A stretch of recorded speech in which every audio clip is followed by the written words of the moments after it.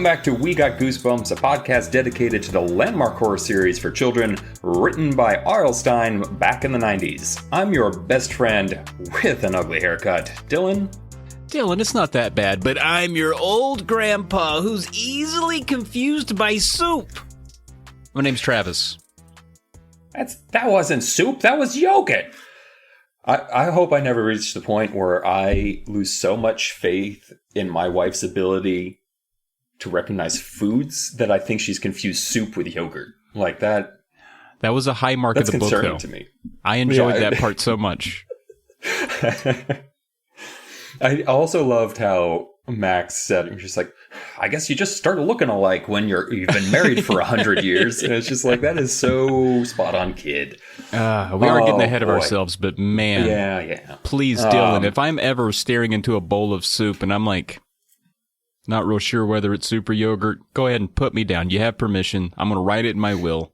You can get rid of me at that moment. I mean, I was already planning on that, but that's for another time. So today we're talking about number 6. So we're 6 books in. I feel like that's, we've passed the early stages where, we do 3 of them and then we give up and no one ever talks about the podcast again because they know it kind of hurts their feelings a little bit and they don't want to ask us if we're going to pick it up again because, again, it's kind of awkward, so no one ever mentions it and we don't bring it up. Now we're at book 6, though, and I feel like we're deep enough now that we have to keep going. It's official. We can't stop. Yeah, we paid for hosting. We're in for at least the first season. And we're still in 1993. But you know what? I just lost my train of thought. So we're just going to skip on ahead to... That's my segue. We're going to go on to talk about the plot a little bit here. But Travis, where'd you hide the stuff you wanted to keep away from your parents? It's funny. I lived in an old house growing up. It started out as like a log cabin, like several families or generations before I got there. Not my family. Some other pervert family lived there. And they just added it on modularly, and it kind of has a, you've played What Remains of Edith Finch. It kind of has that feel to it, like every new family added an addition to this house, and so none of it makes sense. It's not architecturally sound. No one hired a company to build it. They just built it. And so there were a lot of like weird nooks and crannies and ways you could get to rooms that wouldn't really make sense. Like you wouldn't draw it up that way. And I remember when I was like 10 or 11, my brother came over to our house, and for many of my younger years, he was in the military, so I didn't see him too often. And then he came over to visit one time, and I had taken his old bedroom, which was the big bedroom at the top of the steps, because I became the only child at one point. All my brothers and sisters had moved away. I had the whole upstairs. The whole world was my burrito. And he comes over into the closet, and he's like, oh, yeah, this is my room. This was my room when I was a boy. Yeah. And he's like pointing to places, used to have this here, used to have that there. And he goes into the closet and he pulls back a panel of the wall that I didn't know you could pull back. And he goes, do you hide your dirty magazines in here? Because I did. And I was like, wow, no. I had no idea that was a place. Wow. It's like, does Dad know about that? And he's like, he sure doesn't. I was like, great tip. This is a really good intel. Let's not speak about this ever again so I can take over this cubby. So that was the big secret spot in my house. We've moved out of that house. We passed it on to other family, and I haven't checked there to see what I've left. But I don't think anybody's going to find it. But if they do, it's going to be weird. Yeah, because we moved around a lot, I didn't have a spot in the house, or like I knew I couldn't hide something in the house because we'd be probably moving in 3 or 4 years. So like it's too risky. You'll do what you just did apparently, which is leave 20 years worth of smut in paper form hiding in some child's closet, and that child, when they come of a certain age, will be very excited when they find. I think so. Yeah. I mean, they'll be confused about why it doesn't move, and you're right. Where all the ads are and why is it so tame? But it'll still be like a nice, they'll get a chunk of change. Why is no one related in this magazine? This is bizarre. Where's all the stepbrothers? Gainfully employed elsewhere.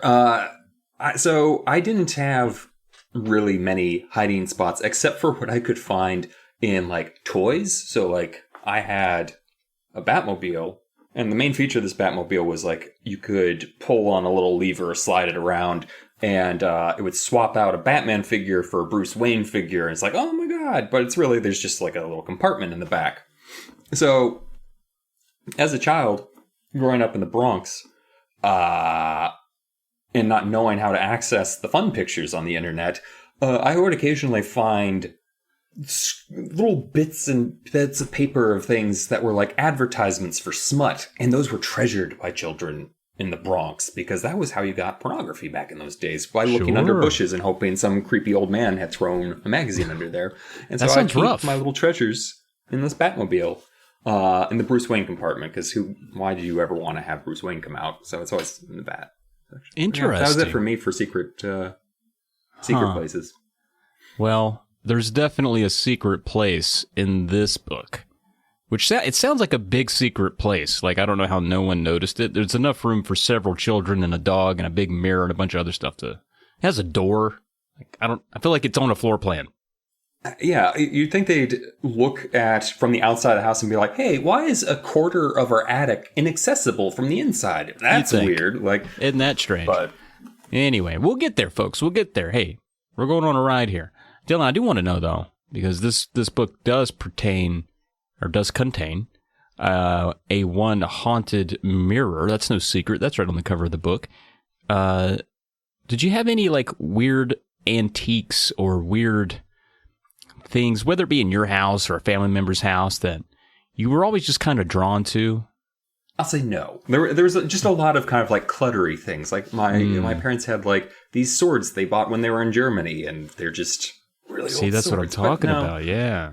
They were just, nothing exciting, actually. Nothing that really drew me, which is weird, because you'd think. I'm sure like 20 minutes in, I'm going to be like, oh no, the chest of drawers that ate the cats. Like, but no, nothing like that's coming to mind right now. I don't have anything that was cool enough to make me disappear. But if I think about my grandmother's house, and she just lived in a trailer in the mountains, but when I think about her house growing up, the first thing that I think of, and it's not that exciting, but it's just like one of those things. It's like a Horcrux or something in my mind. She had this like 3D sewing, like a fabric picture almost that was framed, but it had texture on it, and all of the horses in the picture popped out. They were like 3D. So like it was sewed, but the horses were 3D. And for some reason, I think that thing is in my dreams all the time. Or whenever I think about my grandmother's house, I'm like, oh yeah, those 3D horses. Like I was magnetically drawn to it. Like the souls of those horses were trapped in that texture, and they wanted to speak to me, and they're like, cut us out. We're trapped in here. We're horses. Let us ride free. I don't want to hear about your undiagnosed schizophrenia when you were 12. Travis, like, this is... Come on. Okay, I don't know what happened to that either. That's an error. That probably got passed down to someone else who's also fixated on those 3D friggin' horses. Cursed objects. I do love cursed objects in stories. Well, we covered one in the last book. We had the old summoner there, but in this one, we have just an unsuspecting mirror. And again, you see it on the cover. We got, if we look at our U.S. cover here, we have a young man with a good haircut. Now, that you can tell Tim Jacobus has been reading the books, because we know that Max, the main character, is very particular about his hair. This kid has a nice, I'm going to say coif. I don't know hair terms, is what I'm admitting to you folks. And, he's got like a soft sweater and some denim, very 1993 looking. Kind of looking at his hand like, am I about to turn invisible? His feet are almost completely gone. And I would say this is of the more tame. I don't know. This one never, it's a good looking image. I think it's made really well. But this never really stoked the fear in me that something like Monster Blood or Say Cheese and Die, or even The Mummy's Tomb, this one doesn't frighten me. I think when I think of getting invisible, even as a kid, and we'll see these kids react like this, it just seems cool. I'm not scared. I'm enticed. I want to be invisible. Yeah, I would say, but while it's not overtly scary, it is it's definitely a cover that like draws you in the sense of like, I think just like you said, like, oh yeah, turning invisible, that's like the coolest thing. Like, what's going on here? Like, I always loved the Invisible Man growing up. That was always one of my favorite like Universal movies and later reading the books, and that terrible sci-fi show is about the secret government agent who could turn invisible because he had a gland on the back of his head or something. I watched every season. Well, I watched every episode of the first season, and then I think they canceled it. Anyway, but yeah, you're right. I think, but it draws you in the sense of like, oh, this looks cool. Like, what are these kids find? But you know it's Goosebumps, so it's not good. Like by this time, like kids have seen Goosebumps, I'm assuming, and know like, oh, this is a scary series. So it's like, and the kid doesn't look happy either. Right. Like he looks. That helps. Not like a little concerned, like, oh, this doesn't happen normally. So Right. I feel like there is, well, it's not the scariest cover. I think it actually is a really good cover. I would put this in like my, I guess, top third, since we're Since 6 it started books in. out of 6, yeah. Yeah, I think it does add some mystique because you are curious, like you said, you make it a good point, like it is a Goosebumps book, so you know this is not good. And I think it does a good job of not spoiling the book. We notice a lot of other covers internationally that we looked at kind of do a little bit, or at least through the titles. But this one does have you wondering, like, okay, well, going invisible seems like a cool thing. I think as kids, we all kind of fantasize about what it would be like. You know, kids are sneaky anyway, and what would help them be more sneaky is not being seen. So they think of a lot of devious things they could do. Even in this book, they have a lot of devious plans pop up. But here you're like, even when you're reading the book and looking at the cover, you're like, well, what goes wrong? Why? How does it become bad? And that's something that R.L. Stine teases you with for about 20 chapters. With what could go wrong? What could possibly go wrong? What's the worst thing that could happen? Well, I mean, if you're a parent, the moment you hear, oh, children turning invisible, you know it could go wrong. But realistically, again, if children could turn invisible, what would most likely happen is one of them gets hit by a car immediately because they forget about stuff like that. That would be what a child would forget about when they're invisible. Is like, oh, I can't see my feet going downstairs. And then, you know, mom finds the dead body of her child 2 weeks later crumpled in the corner of her stairwell. Well, that's not fun. Would it come That's back scary. to view after? Or are you still invisible after death? That's an interesting question that I don't think we solve here. Yeah. I mean, in the H.G. Wells averse, sure, death I think does render you visible again. Okay. That's how the original Invisible Man came back to visibility. We'll pretend these are in the same universe. The Wells averse and Stars. Well, no, because that was a chemical agent. So sure. Entirely different mechanics. You can't. Oh, I see. The logic conflate can't. the two. I got it. Exactly. Especially since this one does seem to turn you evil, but in a different way. But I don't read a lot of comic books, so I wasn't sure how that worked. It's not. It's classic. So, well, I'm just saying you're used to superpowers and universes, and I was just all right. Looking at the international covers, the British have done it again. They've made me upset. They have taken, I believe, Molly Ringwald and Sid Vicious, smashed them together. You know what that is? No, I think they legitimately stole the cover to, oh God. It's about the woman who has an invisible friend. Oh, you talking about Drop Dead Fred? Yes. You're thinking about Drop Dead Fred. That movie I can't stand, by the way. It gives me so much anxiety. Like, Fred, chill out. You pervert. But that's what the kid looks like. He looks like Fred. Yeah. Yeah, you're right. That insane redhead. Oh. And that kid doesn't even have good hair. I hate this cover so much. This British cover. Yeah, so let's explain it a little bit. Again, it's kind of what I described, a bit of a Molly Ringwald mixed with Drop Dead Fred, facing away from a mirror as hands are coming out of a mirror behind their head. They don't look scared. They look very excited, like they're about to see Cyndi Lauper live, and their head is sticking out of, once again, Jell-O eyeball pudding. That is purple this time. Except because Fred here has such a stiff collar, I don't know why his shirt collar, it looks like it's made of it looks like his head is floating in a dog food bowl on a raft of jelly. That's what it looks like. Dog food bowl on a raft of jelly. That's how I would describe my being, my emotional being. This cover is unacceptable. It is unacceptable. It doesn't get better, though. If we look at the French, they have, I believe they're trying to portray Erin from our story today, and she's looking into a mirror, coming out of a mirror that's much smaller than what is described in the book. And also gives away the title, or gives away the secret with the Prisoners of the Mirror is the title in French. Yes, that's no Except fun. Erin had blonde hair. That's right. Erin had blonde hair. So we don't even really know who that is. I guess it's April. Could be April, but she wasn't really a big feature with the mirror.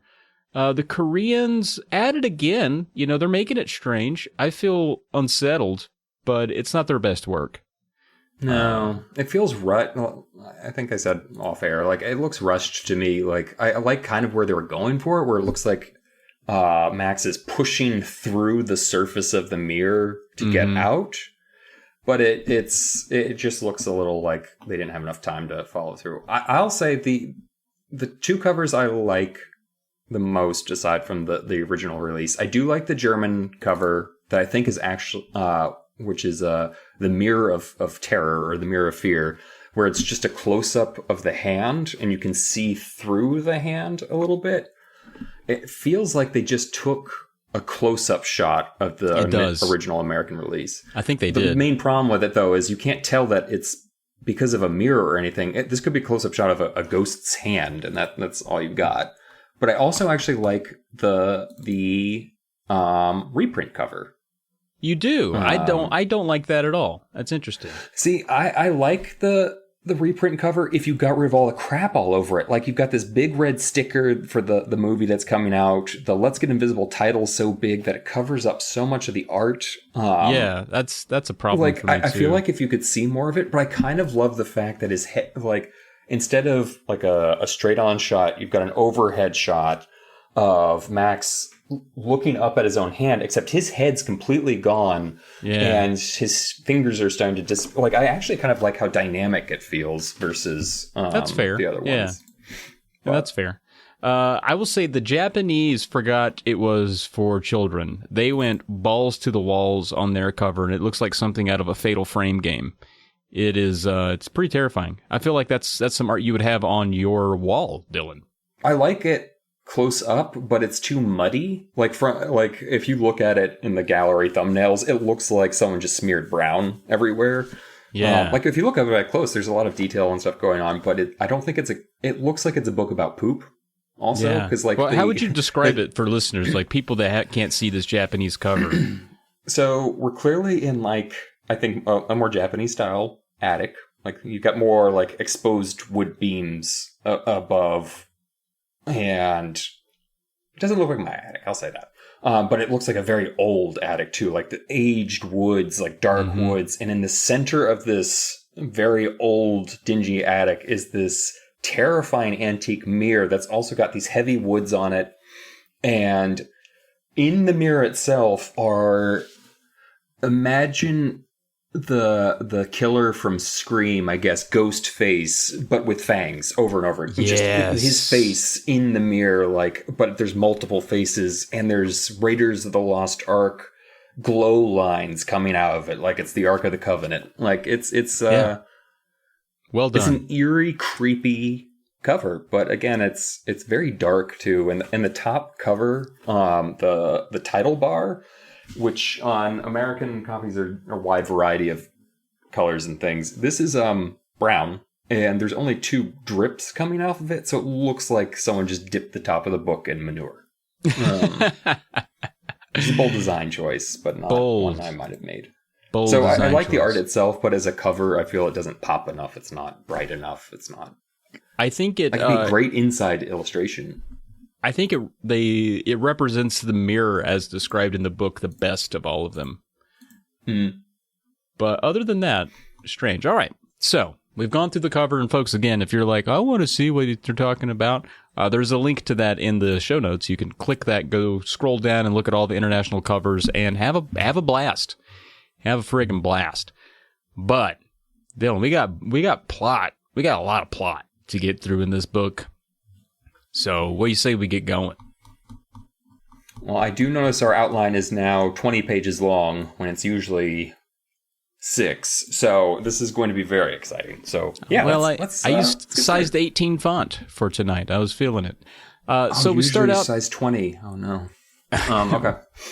We start out with we get a new pet, and I wanted to call out this is not a Cocker Spaniel this time. We have a mutt and a part terrier dog in the family, an all black dog named Whitey, and what happens is, despite him saying that in the first paragraph of the book, for the rest of the book, anytime Whitey is involved, I still pictured a white dog. Because my brain was like, nah, you already said white. So that's the color of the dog in your brain. I always pictured Whitey Bulger. So that's, we both had some problems going into this one. You pictured, but it was Johnny Depp as Whitey Bulger. It was strange, yeah. No. I'm from Boston. No, I'm not from Boston. I didn't even know who Whitey Bulger was until like 2 years after he died. Thanks to Johnny Depp. And then this one's interesting, Dylan, because and you're big into narrative. You're a righty guy, but this one's interesting to me. It stands out because the book starts as sort of like a callback, like a letter almost to the reader. It's not being told as a narrative. It's just like, hey, listen to what happened to me. It all started on my 12th birthday. As opposed to, I feel like we usually get like a kind of, zooming in on a town and getting the what's going on. Kids are in the neighborhood playing, frisbees are flying around. But this was very like, hey, listen up, guys. I'm telling you a story about something that happened to me. And it seems like to all be told retroactively as opposed to the other ones, which seem more in the moment. Yeah, that's true. Like it does. I mean, I'd forgotten about that, to be honest, but that's the difference between you and me, because you take notes while you read these. So it does. I'm not sure what it does in terms of like, oh no, now we know he doesn't die or whatever. But like you never think that anyway when you hear a story from the first person, which takes advantage of later on in the series. And so it doesn't either direction. It's not like he's cutting out the excitement or the tension about what's going to happen at the end of the book, because it's like either way they're telling it to you. It does make it interesting to have that kind of narrative device, as opposed to, like you said, every time it's usually just like, hey, my name's Todd and I'm 10 years old and boy, oh boy, am I scared of hamsters. I hope that doesn't bite me on the butt later. Like that's usually how it is. Yeah. But I do like that he set this up as like, this is an event. The other people are just like, man, school sucked today, and I found this like evil sponge that was draining my brother's life force, and parents, right? Like, wait, what? Can we skip? Like, this one feels like, all right. So after we got back from Nam, it's just like, oh, okay, so settle in. It is very focused. It draws you in, or it drew me in initially much more than the rest of the books did. I was like, oh, this is interesting. This feels serious, like I'm being talked to instead of being told a story. And so he talks about, he said basically it all started on his 12th birthday. And he talks about himself a little bit. He's a bit of a primper when it comes to, he likes to have nice hair. He spends a lot of time in the mirror, which is sort of a foretelling thing, or at least a thematically, congruent to the rest of the book quirk about this kid. We hear about, and by the way, his name's Max.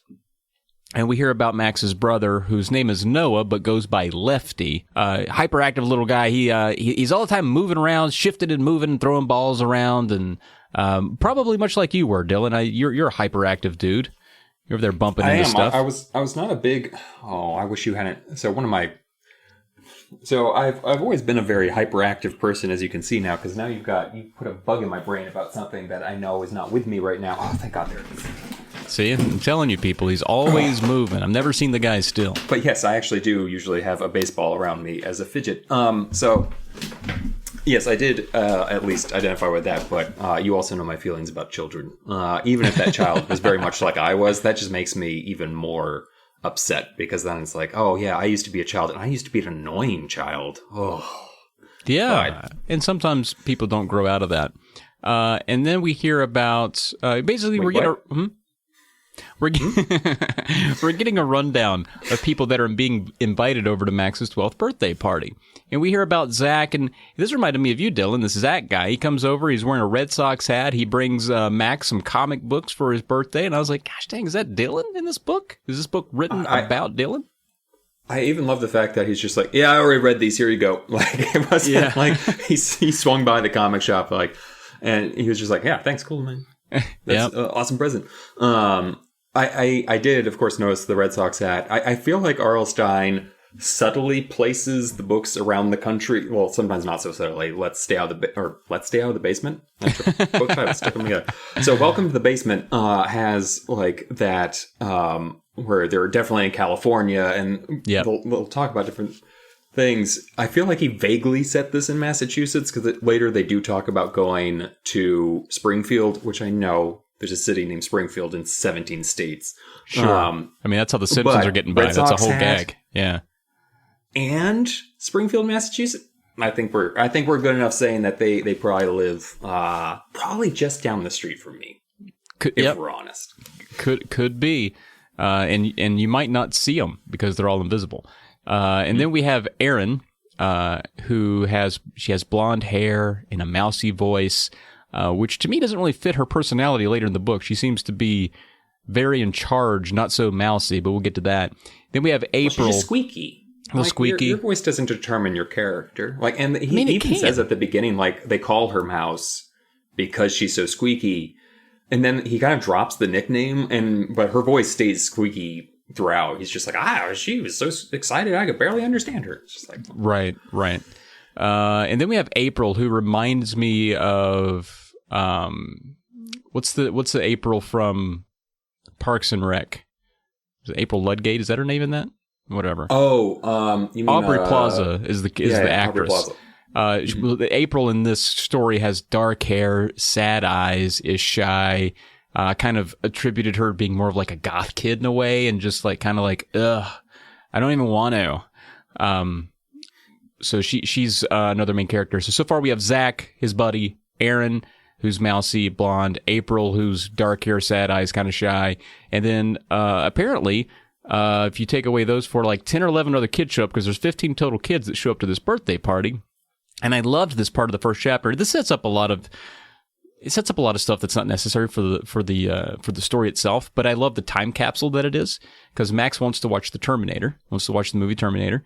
The girls want to play Twister, and at that age, I'm like, no, we're watching Terminator. You give me a few more years, and I'm like, no, Twister's a great idea. I like where you're going. No, you would be the one suggesting Twister, and they'd be like, no, we know why. Go exactly. away. Like, but at this age, he's walking around high school with your Twister board under one arm, and like, hey girls, anybody want to play? Just a quick round of Twister right here in the hall. Less than 3 minutes, I promise. Every time. Yeah. Well, Max compromises. He manages to get both in. I mean, it's his birthday, so I guess they all obliged, and then they have a good party, a lot of Terminator, a lot of Twister. I don't think they finished the movie, though. For some reason, that sticks out to me. I don't think they got to the end of the film. No, I think once everyone started leaving, they did say they didn't watch. I don't know why that stuck in my head. She was like, "Oh, you didn't finish the movie." I know. The best part of the original movie is like in the last. Yeah. Oh. I was upset about that as well. R.L. Stine knows how to prickle you sometimes. And then, so after everyone leaves, everyone has left. Even Zach has left. The only people left are Max, Lefty, and then Erin and April. They're going to be waiting for Erin's mom to come pick them up after the party. Max invites them up to his room. I mean, they just played Twister downstairs. What's the worst that could happen upstairs? And so they're going to go upstairs and play some Super Nintendo. Hot dang. That sounds like a good date to me. No one invites me upstairs to play Super Nintendo, Dylan. I'll say that. It doesn't take long for R.L. Stine to get to the first cliffhanger here. He's like, chapter 1, baby. Right up there, they're playing Super Nintendo. Something leaps out of the linen closet at them. Dap, dap, down. Chapter 2. It's Sabrina. It's the cat from Monster Blood. What the? Yeah. No. No, it's not. I know you guys are surprised about this, but it was actually the younger sibling that no one likes. Although, I'll give this to Max. He hangs out with his little brother a lot. I'm not sure it's entirely by choice, but, you know, he includes him on activities and stuff. You know? Yeah. It's not like, Mom, keep him in the basement. I'll say a couple things here. One, my money was actually on it being the dog. I thought for sure we'd get another dog scare. That happens a lot with R.L. Stine. He likes to get the dog. The dog's usually the first scare. Then we'll graduate to a human. Fooled me this time. And also, I do want to compliment R.L. Stine here. I feel like there's a lot of sibling relationships in these books. We're in 6 books so far. I think they've all had siblings. Maybe one didn't. I guess the cousin have a sibling. The cousin relationship. But all of the relationships are very different. Mm-hmm. In the first book, you had I'm starting to forget their names. Josh and Amanda. I know Josh was the little brother. Josh and Amanda, I believe. Amanda. Like she had kind of like almost maternal attitude about her brother and was always trying to keep him in line and be like, hey Josh, it'd be fun playing basketball while we walk down the street. Like she was always like trying to keep control of him and stay out of the basement. They actually felt more like equals in that book, where even the brother was still a little shit. He was pretty helpful by the end of the book. Yeah, he hung in there. And same with Josh. Josh kind of got himself together, but like Lefty, we'll see. We'll see. Sorry, complete waste of time. That Sorry was. Anyway, so what's going on in chapter 2 here? Well, they decide, instead of play Super Nintendo, let's explore the attic. I have mixed feelings on this decision, but I'll let it slide. Aaron is super eager to do this. April, not so much. And that's a trend the rest of the book. Aaron, super eager to do whatever. Aaron, a little bit of a, hey, guys, maybe we should just sit down and play Super Nintendo because that's fun. I mean, that is fun. But attics can be fun to explore. It's less fun if it's someone else's attic, because then it's like, well, I can't keep all this cool stuff I find, like a mirror. Like, I explore my own attic on a regular basis just because, like, one day I'm going to find a secret compartment and I'm going to look for a door this weekend. I'm not even going to lie. Yeah. But see if you can find a place where somebody's older brother hit a bunch of nudie mags. That actually happened at one of my friends. They moved into an apartment, and in this weird shelving thing behind their, like, laundry machine, they found like tapes, like home video, like you bought it at the drugstore to record onto tapes. And they were, in fact, tapes that someone probably was not too happy that they lost. We'll just put it that way. And luckily, my friend is not a jerk, and I think they just disposed of them. Oh, that's good. That's after having a watch party. Oh, yeah, after the watch party. Yeah, I was going to say. Oh, yeah, after the watch party. Yeah. Like, we won't put this on the internet or do anything wrong with it. But, I mean, that's how ethics have shifted. Like, in the 90s, it was unethical to watch it, but now it's unethical to share it. There are people like, oh, watch it all you want, but please don't put it online. That's the worst you could do. For the love of God, because once it's there... Oh, it's there forever. Yeah, and then you just have to lean into that OnlyFans career. But they did the smart thing. The kids did the smart thing here, not the people who left their sex tape in my friend's apartment. The kids bring a dog. You know what's great for finding secret stuff? Dogs. So Whitey... being a terrier too, like terriers are good. They're ratters. They're good for digging in holes and getting rodents and finding secret doors with arcane evil inside of it. I will say that's where Whitey failed. Like in a lot of movies and books, like the dog is the first one to tell you, "Hey, danger." That man, vampire. Right. Oh, you know what? That basement filled with goblins. Like the dog is the one who usually gets killed first too, because the dog is the warning system. In this case, Whitey's just like, guys, check out what I found. I'm sure this won't result in trauma and loss and strangeness. And start scratching at the door. And Erin, of course, she's like, the dog says it's safe. I have no common sense. Crack that baby open. Let's crack it open.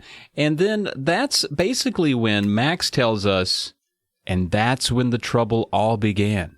You can understand why I say it was all Whitey's fault, right? If that dumb dog hadn't started sniffing and scratching there, we might never have found the hidden attic room. And we never would have discovered the exciting and frightening secret behind that wooden door. Dum, dum, dum! What's behind that door, Dylan? Chapter 3. Dead body! Dead body? What? Not what I expected. Oh my god, it starts with a cliffhanger. It starts with that is true. It starts with a cliffhanger too. But no, it's not a dead body. It's actually an awful child saying that there's a dead body.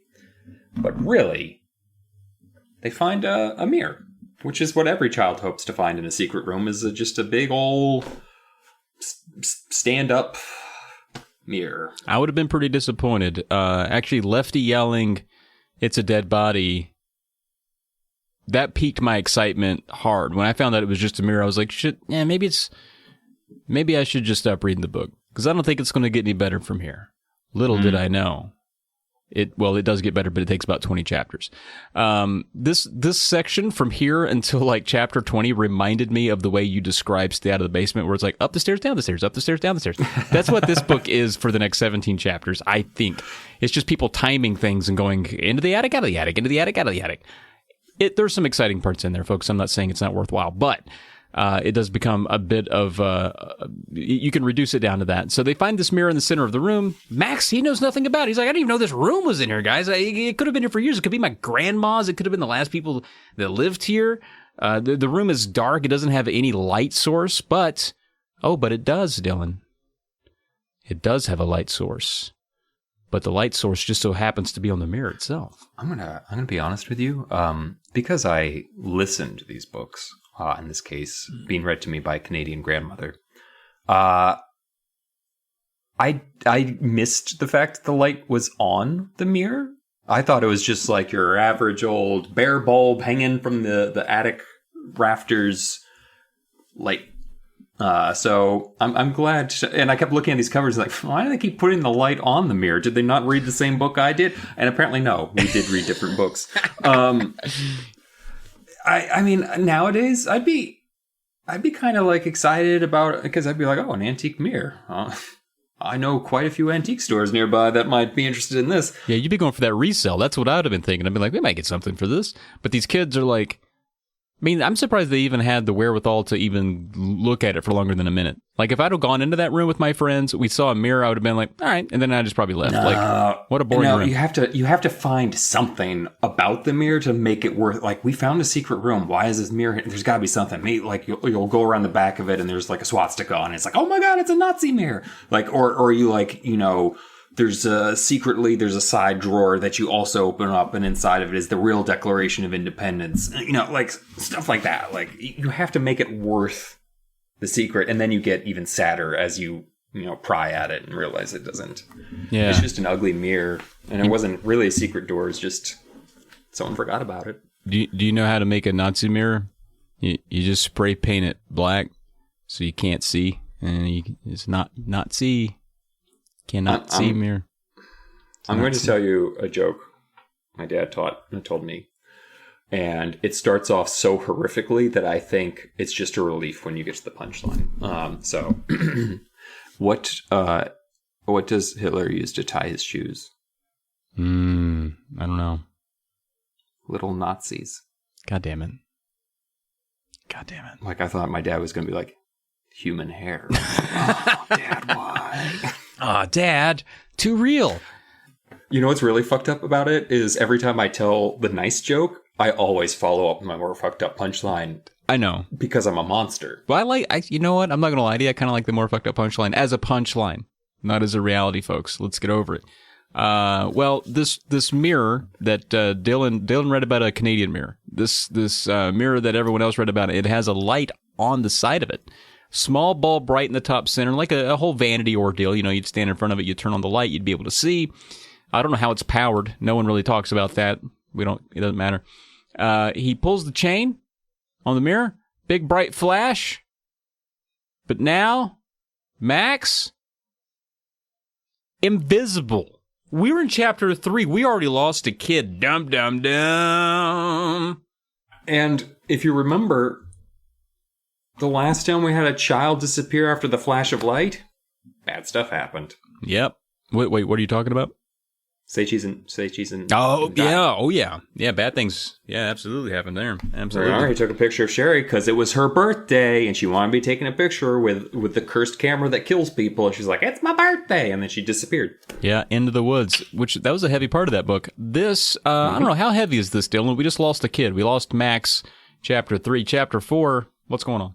It starts off pretty much with him being like, all right, guys. Stupid prank. Stop messing around. Like, my voices actually work for this book because they are from Boston. So I'm just going to imagine they're all from Southie now. Like, it's going to be great. But But they keep telling us, like, no, we really can't see you. And if you think about it, like, this is the easiest thing to prove or disprove. Yeah, right? Like, you could look down. Yeah, just hold your hand up, because they can't see themselves. That's been stated later in the book. So he could have just looked at his hand, raised his hand. Yeah. But the whole time he's like, guys, I'm not invisible. Yeah. There's even I was proud of this. R.L. Stein even throws a dum into the book itself. I was like, damn, it's like fourth wall. So yeah, his friend, or it's I guess it's just Aaron and April. No Zach. I don't even think Lefty's in the room. I'm not sure. Or Lefty is in the room. But they're all like, yeah, dude, we can't see you at all. And he's like, okay. So he pulls the chain again, and he comes back. And even his brother's like running up and grabbing his arm, like, are you for real, dog? Are you here? Oh, you're back. And Max, like you said, he could have looked at his own hand. But he still, I guess he didn't have time to do it. He didn't think to do that.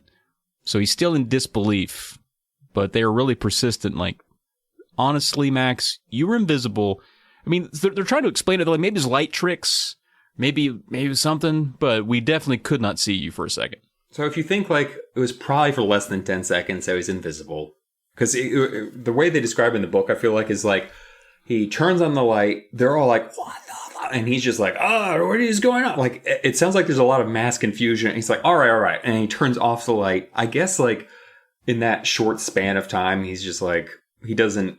And if you think about how easy it is to not notice when something's there versus when something is there, like, there's a difference between, like, I told you I can't help filling a plot hole. There's a difference between, like, if my hand went by my face and I was expecting to see my hand, but I didn't, like, I would just think, oh, maybe I just didn't see it because it's too dark, versus, like, if all of a sudden a hand appeared in front of my face, I would notice that. I think, like, your brain would actually, like, work around that for a second for you. Right. Yeah. No, I agree with that. Try to make sense of what's going on there in realistic terms. Well, when Max comes back, he's like, okay, well, you prove it then. Try it for yourself. Let me see you do invisible stuff. And, of course, Lefty, the little brother, he wants to try. And this is interesting. Max pulls it back, and he's like, no. You're too young. And I'm like, well, what? You're not even convinced that this does anything. Why would Lefty be too young? You're too young. We're all too young to be turning invisible. Yeah, but you've been, like, you know how kids are, like, are just ageist little fuckers too. It's just like, they are. You're in 3rd grade. I'm in 4th grade. That means I'm God. Pretty much. And I still think that about 4th graders. If he did really turn invisible, maybe don't test it on your younger brother. It's a lot better than the kid and Craig in Say Cheese or Die, Cheese and Die, who's like, I'm going to test this on everybody before I really figure, brother, come here, snap. Right. And then hides it from his brother, knowing that something weird might happen. Like, dude. The guy was I'm going to give Max credit for being like, maybe I shouldn't shove my brother into the cursed mirror. He's very protective. At first, Max, for the first half of the book, he's like kind of into it. But then when everyone else gets super into it, he's like, actually, no, let's not. Well, he does start feeling that little... Yeah. That floaty. But we'll get to it, because instead of... Oh, go ahead. No, I was just about to say, I was giving him all this credit for protecting his brother, and then he's just like, Aaron, you do it. Although I think the reasoning is like, well, if someone else does it, then I can see if it actually works or not, because I can't see it on myself for some reason. Ridiculous, yeah. I guess you could argue if he did see himself, maybe it has different rules of invisibility, so it doesn't disprove anything. So there we go.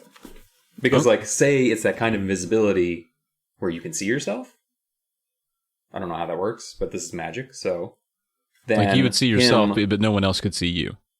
Exactly. So so in that scenario, him doing it again wouldn't prove anything, necessarily. So by having a third party do it, it's good science. We're good here. I'm sure it's great science. Well, he insists on Aaron tries. She's not shy about it. Meanwhile, April, she's at the door, not into it. April is like, you know what? I'd rather go and listen to, and I was trying to think of like an emo band from 1993, and I was stumped. I want to go listen to Dinosaur Jr., guys. I want to listen to Soul Asylum. I don't know. I'm struggling, Dylan. But she wanted to leave. I mean, in another year, she's going to be a big Nine Inch Nails fan. 100%. It's 94. She could now. She could now. Aaron stands in front of the mirror, pulls the chain, Dum dum dum. Chapter 5. This is a lame cliffhanger, my friend. Yeah. So Aaron, I imagine this is all in painful slow motion, and her hand's reaching for the chain. She starts to get a grip on, but she pulls too soon. Her hand slips from the chain, and then all of a sudden, you hear R.L. Stein's favorite Deus Ex Machina. It's Mom calling from downstairs. Max, your friend's gotta go home. April's mom's here. They're gonna go down to JP Licks. You want anything? Like, you know, What's J? something like Okay, that. tell us, what is JP Licks? It's just an ice cream. It's a local ice cream. Gotcha. It's a very touristy local ice cream place. I'll be honest with you. Okay, when you're throwing JP Licks around with young girls, I gotta make you clarify. But thank you. A little ice cream shop there, a little local ice cream shop sounds delicious. Yeah. Well, yeah, you're right. We get kind of mirror blocked here. And I will say, there's something about that chain. These kids fumble this damn chain a lot. I don't know if it's like a little too tall for them and they have trouble like getting to it, but there are a couple times in this book where I'm like, what is so hard about this goddamn chain that we can't just pull it immediately when we want to pull it? But anyway, we'll get to that. So Aaron's mom's there to collect her in April. Kids go back downstairs. The girls leave, and Lefty at this point gets yelled at for knocking a vase over with a softball because he's a rambunctious little brat. And that's a neat little detail if you already know the end of the book. He planted that there just so that the very end of the book would be believable, which is fun. So he knocks over a vase. Mom not happy about it. Lefty, no playing softball in the house. Does she call her own son Lefty? I don't know, actually. I don't know if she That calls seems a him little mean at that point, if his parents are like, because the whole thing is like he's the only left-handed person in the family of four. Right. Like, I mean, there's pretty good odds anyway. But and his mom's just like, oh, it's our little left-handed son, Lefty. Like, ugh, Yeah. Why couldn't you be normal like our good son, Max? You had such high hopes when we named you Noah that you'd also be a right-handed child.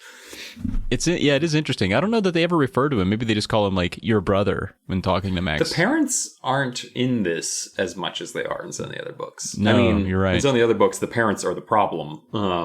Usually, One of yeah, whom is plants. yeah. this The case, parents like, I was are just like- pretty neutral. Yeah. They just kind of exist. They're not bad parents. I think there have been some bad parents in some of the previous books, but this is these parents are fine. Again, the one who turns into plants was a pretty bad dad to start. And then he turned into plants. Exactly. Uncle Ben not great with the kids either. Well, we get a time jump here. Now days have gone by since they've gone invisible. And I don't know about you, Dylan, but if I was near a mirror that was making me go invisible, I would have wasted no time getting back up there and checking that thing out. But days go by. Midnight that night. At the moment my parents are asleep, I'm back up in that attic. Yeah, I don't, yeah. Like, I understand the danger thing, but that's when you start getting, like, where's the dog?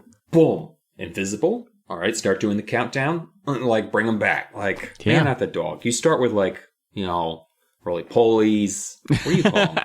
Do you call them roly-polies? I think, yeah, I've heard pill bugs. I've heard both. Yeah. You know, you start with small things. Maybe plants. Get a house plant. Mom's favorite geraniums. Just stick them right there. Yeah. Boom. I wonder too what the rules are. What does this all apply to? I mean, we do know later in the book it does work on the dog, but does it work for all living and it works things? on inanimate. It works on inanimate objects because they're clothed Yeah. when they go in there. There's no scenes where, thank the good Christ, that there's no scenes where it's like, all right, Max, take off all your clothes and get under the invisible mirror. Yeah, thank God. Because that sounds like a pedophile ploy. But let's just move on. Yeah, let's move on to so days go by, and Max he's back to thinking about the old mirror there, and he says, I'm gonna read from the book here, page 26 of R.L. Stein's Goosebumps. Let's get invisible. Suddenly, I found myself thinking about the mirror up in the attic. What was it doing up there? I asked myself. Why was it closed up in that hidden room with the door carefully latched? Who did it belong to? My grandparents? If so, why would they hide it in that tiny room? I wondered if Mom and Dad even knew it was up there. I started thinking about what had happened on Saturday after my birthday party. I pictured myself standing in front of the mirror, combing my hair, then reaching for the chain, pulling it, the flash of bright light as the lamp went on, and then... Did I see my reflection in the mirror after the light went on? I couldn't remember. Did I see myself at all? My hands, my feet? I couldn't remember. It was a joke, I said out loud, laying in my bed, kicking the covers off me. It had to be a joke. Lefty was always playing dumb jokes on me, trying to make me look bad. My brother was a joker. He had always been a joker. He was never serious, never. So what made me think he was serious now? Because Aaron and April agreed with him? Before I realized it, I climbed out of bed. We're on our way back up to the mirror. So you're right. He does go up at midnight, but he waits a couple days. Again, I wouldn't even wait. I don't understand. It's like, Ma, I gotta go look on the Christmas decorations. I'll be right back. Boom. Play with a mirror. I don't get it. I know. I want to play with this mirror so bad, Dylan. You have no idea.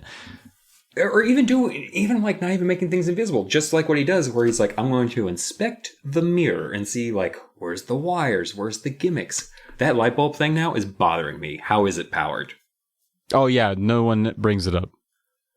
That should be like, I mean, I understand it's kind of overshadowed by the fact that it turns you invisible, but still, that's kind of like, oh, also magical. The light is magical and not attached to the attic ceiling. They never bring it up. They never once question it. But he's like, all right, time to pull the trigger on this bad Larry. Like, after he's done investigating, I guess he assumes that it's made of quality materials. It looks like it's solid. Definitely a good quality invisibility mirror. Mm-hmm. So why not take the risk? Stands in front of it. Keep in mind it's dark because the only source of light in this room is the mirror. This light switch. So he's reaching up for the light. And I don't know if this has ever happened to you, but motherfucker, he looks in the mirror and then he sees two eyes staring at him from the mirror. Yeah. Dum dum dum. I'm gonna make a confession here. I cannot do like the Bloody Mary thing. Like, looking into a dark mirror is genuinely terrifying to me. Yeah. Like, I don't know why, but if I tried to do the Bloody Mary thing, I feel like I would actually die. Man. I don't believe in ghosts, but for some reason, I believe I could totally summon a ghost. We used to dare. I remember in second grade, little 7-year-olds, we would dare each other to go into the joint bathroom that the two classrooms shared, turn off the lights, and do that in front of the mirror.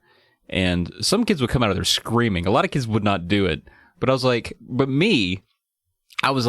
I don't think whatever's going to happen, and that was like way too logical for my age. I was like, I don't think it's going to happen here on this elementary school built near the interstate. You know, like, this isn't a spooky enough building. This was built in the 80s. Like, I don't think this is going to be where it happens, guys. And they're like, shut up, Travis. God, you're just no fun. You'll never grow up and be funny. Ever. So. Well, did you do it? No, I was bitched out. So I'm like, yeah, I'm not going to do it. But I love how you're just like, I was very rational about it, but fuck no. Like, no, I will never not. do that. No, I don't. No. And you know what? There actually is like some science behind it. Like, it's your brain again, where it's staring into a mirror in the dark. Like, your brain starts like, hey, I'm a little bored because we're in a dark space and I can't see a lot. So let's start fucking with things. And then like, so those kids who really like ran out there screaming might have actually had their brains. Yeah. Or they're putting on. Giving them nightmares for the next 6 months. Yeah. The drama. I'm going to try it tonight. I'm actually going to, after this, I'm going to go talk to the mirror and see if, I can't wait. I can't wait to hear how it goes. We'll update everybody on the next episode as to whether or not Dylan died. If you don't hear Dylan, and if you have a new host, boom, if he got Caleb's Bloody here Mary next week. Yeah, he is my B team for this, by the way. So yeah, I have a B team for all the podcasts. Don't feel like you're singled out. Oh God, did you really pick Caleb because? Did you want someone to be insufferable? Just to pointing out every plot hole, and you're just like, Caleb, no, stop destroying these things I love. And he's like, no. Like, he just starts tearing the pages out of the book that you send him. He would. He would do it. It would be a different podcast. It would be fun. Here's what's left of the book. after I took out all the errors, and he just like shows you an empty cover. Classic Caleb. Check out Tales of the Lesser Medium, folks. It's another good podcast on the network. That Caleb's in. We love you, Caleb. But yeah, he would destroy the plot holes in these. He's very good at that. So where are we here? So yeah, he sees two eyes, dum dum dum. But you know what? It's not a demon looking out of the mirror, Dylan. It's not. It's Lefty again. Candyman. No, it's fucking Lefty. Candyman. Lefty again. Candyman. And apparently he heard Max. Did you just do it in front of a mirror? No, you don't have to do Candyman in front Where of do a mirror. you do Candyman? You just have to say it. You just have to say it 5 times. You say his name 5 times, and you say, "I know, I just did 3." Oh, okay. And then you notice what I was doing. Candyman. Cut it out. You got one more in the episode, and then we're gonna hold it back. So Lefty, it was Lefty the whole time. He had heard Max tiptoe by his room, followed him upstairs. He probably knew. He's like, "Hey, bro's probably gonna go get invisible." And then they bicker a little bit. This is a weird part of the book. I don't know how much you remember about this part, but like Max wants to pommel Lefty, but he's like, "Dad always said we're a non-violent family, so I'm not going to hit him because we're a non-violent family. We're just non-violent." I just thought that was a really weird thing to stress. I will say that was kind of my family, actually. I wasn't allowed to have like toy guns. I didn't watch, I wasn't allowed to watch like G.I. Joe or like military stuff for like, when I was like in elementary school. So that actually was just like, oh, yeah. I think that was kind of like a big thing in the early 90s, actually, was the whole, maybe not in your neck of the literal woods, but yeah, our neck was pretty violent. My southern town was a little more left leaning, a little more of a city. Well, you turned out fine, I think, without all your violence. But the boys take it all in now. The boys do come to a compromise. They're like, you know what? Fine, we'll just try out the mirror together. And so they stand facing each other, like they're about to get wed, oddly. And Max reaches up and pulls the chain. Light comes on. Dum dum dum. Chapter 7. Oh, they're invisible now. Yeah, they're invisible. Of course they are. That's what it does. So we're 7 chapters in, and we've confirmed that the ancient device does actually do strange things. So we're what, like a quarter of the way through the book, and then we finally established the mirror does turn you invisible. Yay! We have established what the title, 0 pages into the book, has already convinced us is real. Not the title, the cover. I don't know what I said, but anyway, mirror works. And then they experiment. Well, actually, the title also does tell you. That's true. Because it says, let's get invisible. Fair enough. So they experiment, which is, I think that R.L. Stine's really good about is let kids run through kid logic. And he's really masterful about that, and like going in the order that they would probably go and exploring in the order that they would probably explore to figure out whether something is real or not. And so they do the basic things. They're invisible. They can feel each other, but their bodies, their clothes are gone. Even in the mirror, they're gone. And so we go through that whole process, which I really enjoy. And then, and it's easy to look at this now as adults, Dylan, and think, oh, come on, did this really need to belong in there? But you know for a fact, you were a young boy too. The minute you figured out that you could be invisible, the first thing on your mind is, I want to go creep on girls. No, not the word creep, but you're like, I've always wanted to check out what the inside of a girl's bathroom looks like. Is it the same? What's going on in there? Do they have tea parties in there? What's going on in there? Is it different? Or is there a disco ball in the middle and they're all dancing in there? It seems more exciting than the men's. It's quiet in the men's bathroom, very sterile, not a lot of talking. I'm going to be honest with you. I wasn't, and I'm not trying to make myself sound like some sort of white knight or something like this, but like, I don't know that I would have been if like comics and TV shows didn't tell me that's what I was supposed to want to do with it. Like, oh yeah, X-ray vision. Look through the clothes, like, yeah. The locker room thing. I was like, oh my goodness, yes. I don't know if that would have been my first thought. What would have been the first thing? Like, I can turn invisible. What would you do? It would depend on my age. I'm not sure. Oh, Max had just turned 12, as a child, right? Not as you now, because that could go some dark places, especially if I start talking. So, like, as a 12-year-old, man, as a 12 and 13-year-old, I think I'm right there, just thinking about how can this advance me up the ladder or get me closer to girls. I think girls was just the only thing on your mind at 12. I don't fault R.L. Stein for putting this in there. I think that's a many a boy's natural first response. But when I read it, I was like, oh, gross, really? And I was like, nah. I was 12 and 13. That was top of the list. One would have just been being able to steal video games from Walmart. Yeah. No, that's actually where I would go first, is like, oh, I could take things that I'm not supposed to have. Right. So that would be more, I think, which isn't better. Like, it's still criminal Not necessarily, activity. yeah. But either that or, like, using it as some way to get out of school. That was really what, like, for me, it was any way, shape, or form not being at school, especially at 12. Yeah. It's the Bronx. Or, like, you know what, I'm going to go down to the comic book store and take some things with me. There you go. Yeah. I would have at least, I think I would have, because I wasn't a very brave kid, and I'm not a brave man. Oh, actually, no, I've also gone for pornography. That's how I'd have done it. There you go. I would have gone for, that's, because that lasts forever. You know how they say, like, take a picture, it'll last forever. The pictures are already taken for you. You can just take them. There you buy go. them at the grocery store.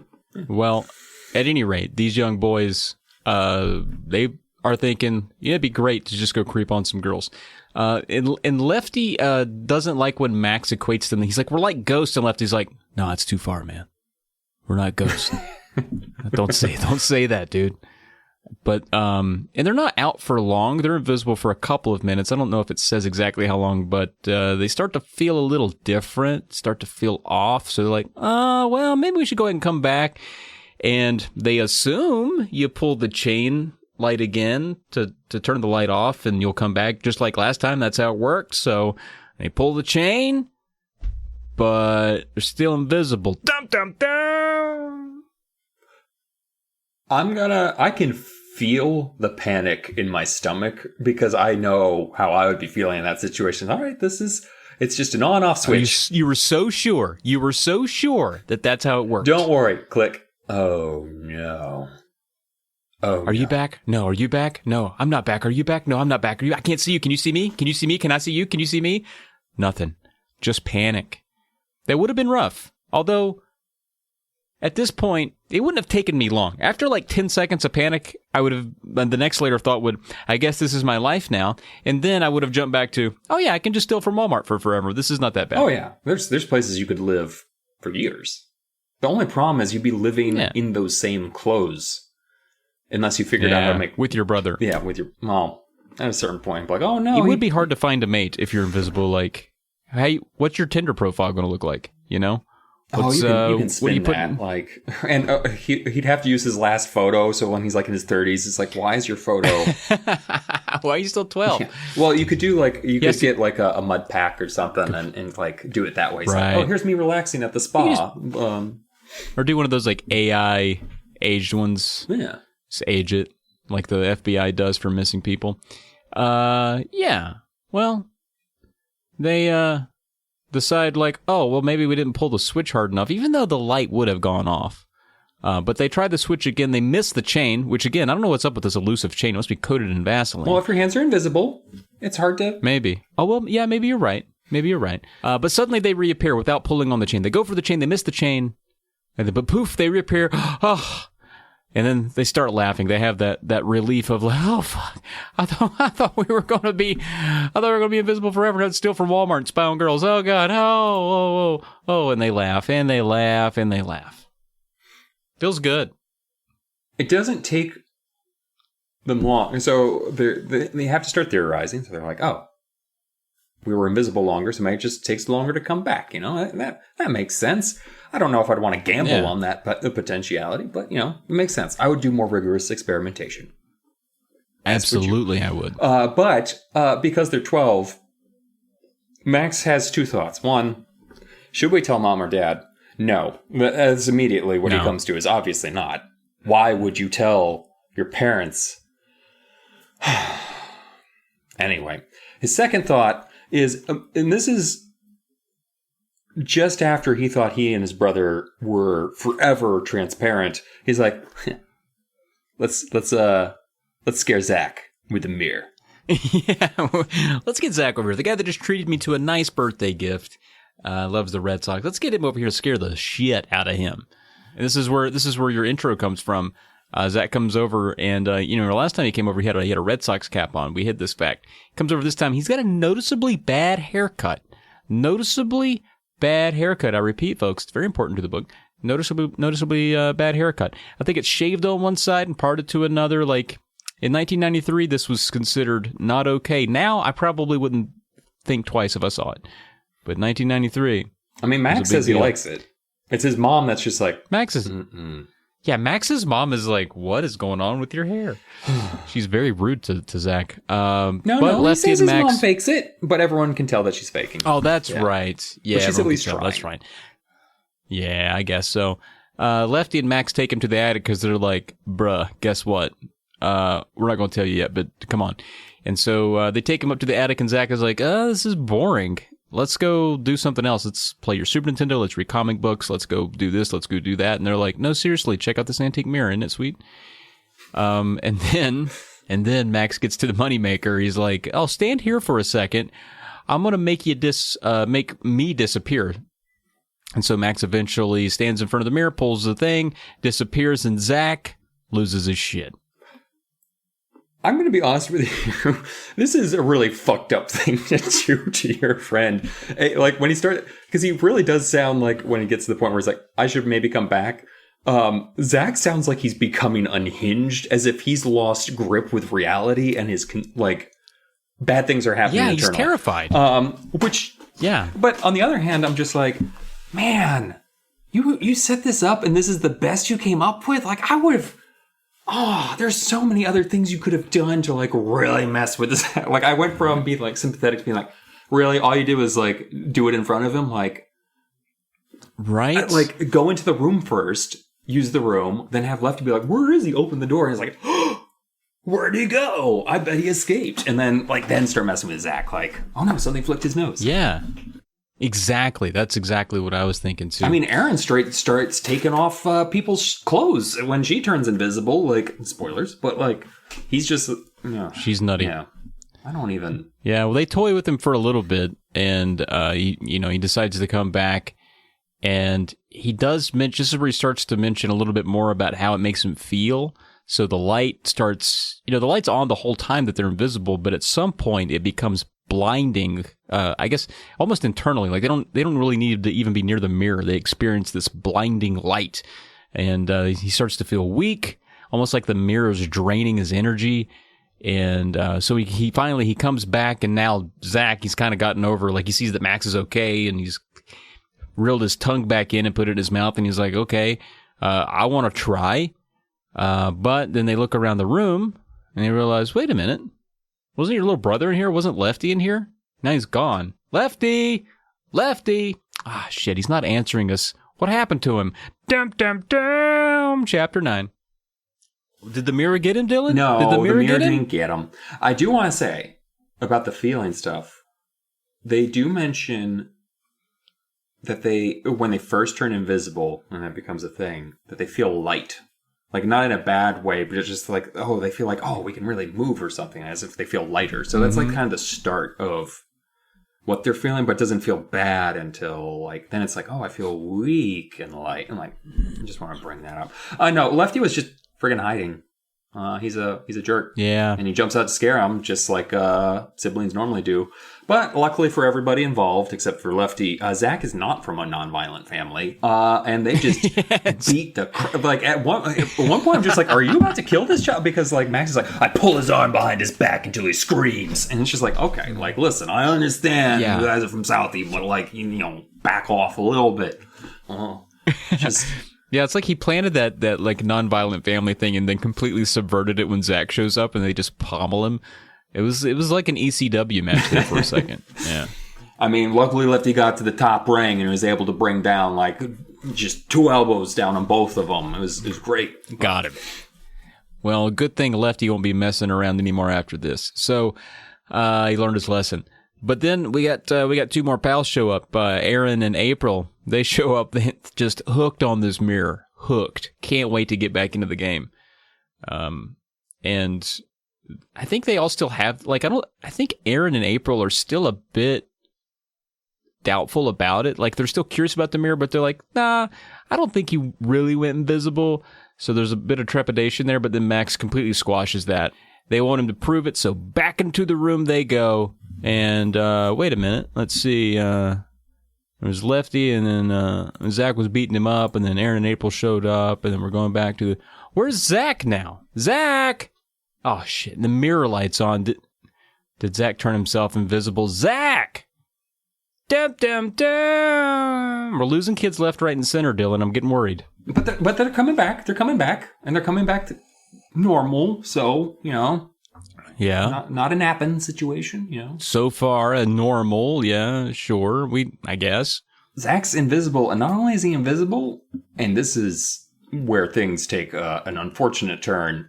Zach's like, I've been invisible longer than every other person alive. He's probably right. And You're probably right. Other than the ghost of Jesus Christ, yeah. Because he's been around for well, depending on who you ask, eternity or 2,000 years. So let's not get into it.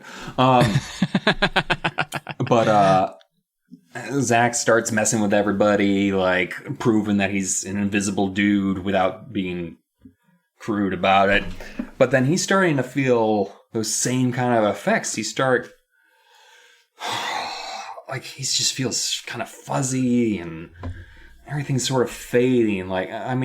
You picked an analogy here that I don't think anyone is going to remember being, but like a fading TV reception. That's how R.L. Stein put it. And yeah. Max is just like, all right, hombre, let's bring you home. And it hits the chain and they're waiting. But he's been gone. Dub, dub, dub. You're so excited about the dump. Zach comes back. He's fine. He's excited. And he's all he's doing is talking about his record. He's just like, 5 minutes and 13 seconds, motherfuckers. And, well, we don't know if it's 13. What? And no one's kept time. They're so loosey-goosey about this. Where's the record keeper? It's true. We get one later. But yeah, he's super stoked. And he was out for... that whole segment where Aaron and April show up and he leaves the room for a second. 5 minutes is a long time. That's another thing about this book. These records, they incrementally climb throughout the book, but 4 minutes, pretty long time to just be standing there. Oh yeah. Well, that's how you and me think about it. I think normal people are just 4 minutes is easy, dude. What are you talking about? Sure. Yeah, we have a condition. Yeah. But Zach comes back. All the kids are now accounted for. But they got to leave. And he wants to come back on Monday. He has the same plan that Zach had, which was, or same plan that Lefty had, which was he wants to turn invisible, then go spy on girls in the locker room. Aaron, on scene there, disgusted by this. She's like, dude, no. Which is fair. Totally fair. Yeah, well, yeah. Yeah. Please don't tell me that your secret dream is to look at me naked in the locker room. Right, yeah. You got poop in there, right? And then Zach decides... It's not just sexy stuff. It's actually none of that. Menstrual Mondays are a thing. Hey, they hit hard, especially after a holiday dinner. Zach decides everyone should try to beat his 5-minute record, though, which is weird for a kid to be like, hey, does everybody want to beat my record? Normally you would think he'd want to keep that record, but he's trying to push the kids into it. No, that's not what... Well, yeah, he's got to compete against them to show them that he's the best. You can't just be 5 minutes... It's like how I tell people I'm unbeaten at Clue, but I've only played 2 games of Clue. Who gives a fuck? This is what he's doing. He needs to have people to beat. He wears a Red Sox hat. He knows. I guess. I don't know if he's sophisticated enough for that line of thinking. But anyway, he tries to push these kids into beating his 5-minute record. April is the only one with a watch, but she doesn't really want to participate. Classic April. Aaron and Lefty, however, super competitive. They're willing to go in there. They want to beat that record. And this is where Max has turned. Up until now, Max has been like, let's go play with the mirror, everybody. Let's hang out. Let's have fun. And at this moment, Max is like, I don't know, guys. It seems like people are kind of abusing this, and I'm worried something bad's going to happen. I'm worried that the way that we've been feeling after being invisible for a long period of time could really mess us up. We don't know the effects of this. We don't know what this can do to us. We could be forever altered in ways that we don't even know already. But these kids are really persistent. They love this invisible stuff. And Max is like, ugh, I don't know. But they continue the competition, Dylan. Aaron, she's going to go first. She doesn't quite get to 5 minutes, but she gets pretty close. At one point, I thought they said like 40 minutes, and it's just like, whoa. And then I realized I think it was like 4 minutes and 40 seconds. And again, little old lady from Canada didn't always articulate.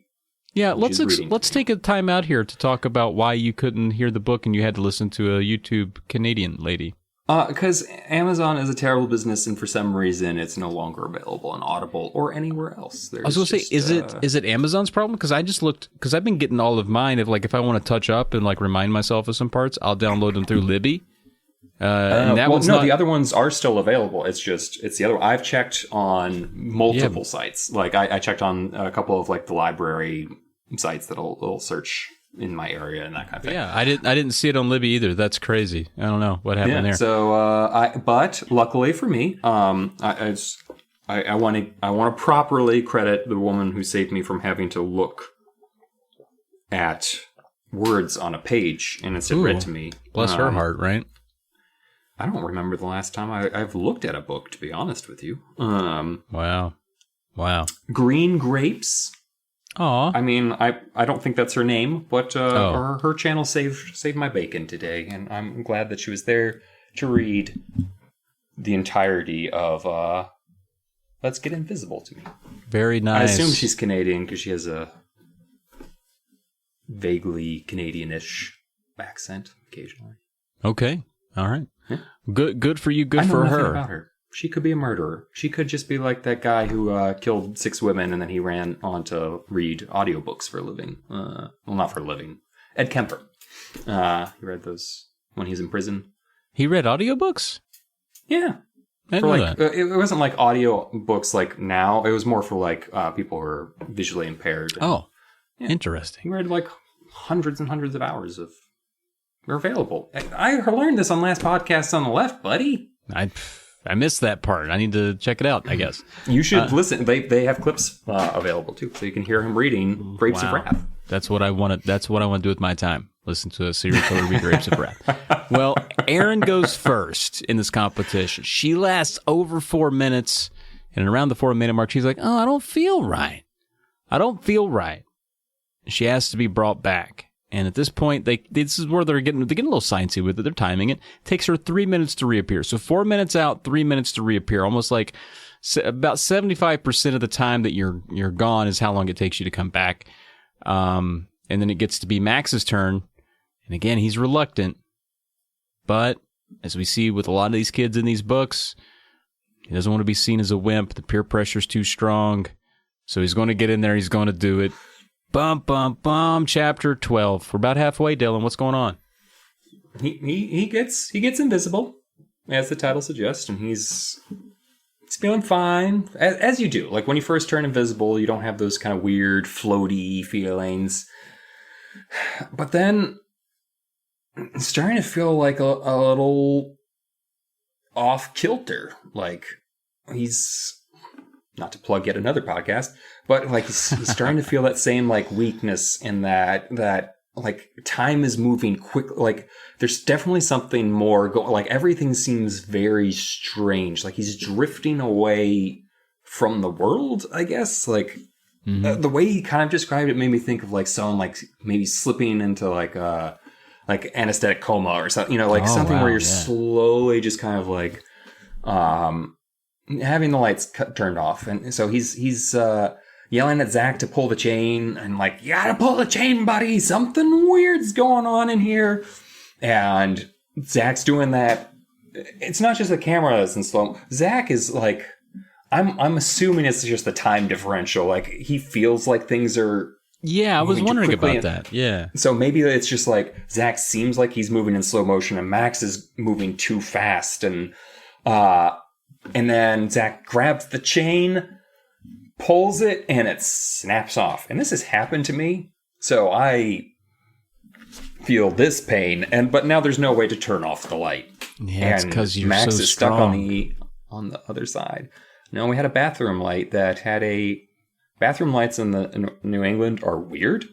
Usually they're on the outside of the bathroom. So as you walk into the bathroom, you hit the light switch, and then the lights in the bathroom come But on. then people control you, right? They can be out there flicking the light off while you're pooping. Yeah, I don't. This is the one spot I don't want another human being to have control of my light source, and I don't want them to have control of my light source ever. Like I wouldn't want my office light to be constantly like, right? No. But the one apartment we had an overhead bathroom light with a pull chain. And you had to pull on a chain to turn on the light, and it broke off way up top. And this was like 10-foot ceilings. Like, it was well over my height even. Holy cow. Yeah, not great. But it's okay. I started a small electrical fire, and we nearly died. But that's good. I'm sure that won't happen here. Dum, dum, dum! Dum, dum, dum. Well, this Dylan's chapter 13. This is your chapter. I could not possibly take this from you. What has happened? Oh, yeah. Everyone's just like, what the fuck we do? And I'm like, if I was Max, I would probably just lay down and die. If my life was dependent on 3 12-year-olds and a 10-year-old trying to figure out how to fix the magic mirror that just got broken, I would just curl up into a ball and just float away. Yeah, but luckily, Erin, while she might be short, her brains are still working. Thank the good Lord.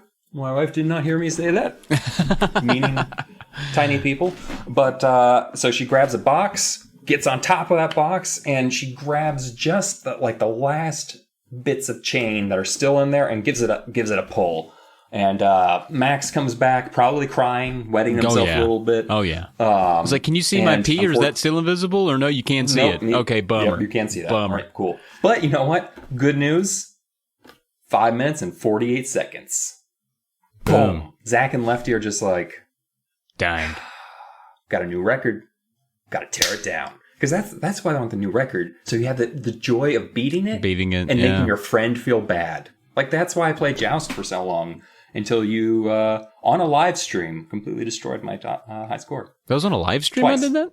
Dang. Yeah. It was on one of your first, I was on your Nest Friend streams that you did. Yeah. Yeah, I'll never do that again. One and done. You know what, Max? I mean, I know it wasn't really his fault, but had he not broken that record, he could have quashed the whole competition, or at least part of it. But now that he set a new record, everyone's salivating to get on the leaderboard. Yeah, and he's doing the whole, like, no, we can't do it anymore. Yeah. That does sound. Yep. No, I forgot what it's like to be that age and just like, yeah, that's bullshit. Like, we know why. No, it's a magic mirror. Yeah, you're just saying that now because you're leading. Like, we understand. Exactly. Well, April, who I identify with so hard in this, she's just annoyed and worried. She's just over in the corner like, Jesus Christ, guys, this could be killing everybody. But she's still running the clock. Yeah. Well, yeah. I mean, you have the friends you have. You don't have a lot of options. Like, it's not like she can transfer to another school and get a whole new set of friends who won't. Like, they could be baking themselves. For all they know, this is some, like, radioactive toy from the 50s that just, like, atomizes you. 100%. And they're just, oh, don't worry, you've just got all the cancer. Yeah. But, so, the kids, they're just... I love too, like, April's probably equally annoyed by, like, what they plan to do if they continue to be invisible, which is just like, we're gonna burn the school down. It's like, all right, like, we've gone from just like, okay, you guys are doing potentially irreparable harm to yourselves, to chaos. Like, just imagine if there was 4 invisible 12-year-olds in your town. Oh my God, it'd be the worst. It would be the worst. I had turrets set up all around the yard. I don't know what they couldn't see anything, but I would just have them shoot constantly with the hopes of hitting one of them. You know? Just stun darts, like paintball though. Gun. No, if you have paintball guns, you can tag one of them and the paint will still be visible. That's a really good idea. That's a really good idea. On the plus side, then, it becomes socially acceptable in your town to start pegging children with paintball guns. Only if you can't see them. It's not a good situation. Well, you know that you're going to have people who are trigger happy. He's like, I'm sorry, I mistook him for an invisible child. You saw him. Like, he looked like a deer. He looked like nothing to me when I shot him in the head. I thought there was an invisible child in front of my dad, and I shot him 15 times. 15 Did not hit a child, though. Yes, it was the extra 14 times is what's going to get you in prison, Mr. Watkins. But no, they do plan to terrorize the school, and they even name drop one of the teachers, like, we're going to terrorize Miss Hackins. But after Lefty goes for the record. So that means Lefty's going to get his shot to go for it Dum, dum, dum. Chapter 14. Kids, your friends have to go home. Mom. Grandma and Grandpa are here. Oh, come on. Kids! Mom.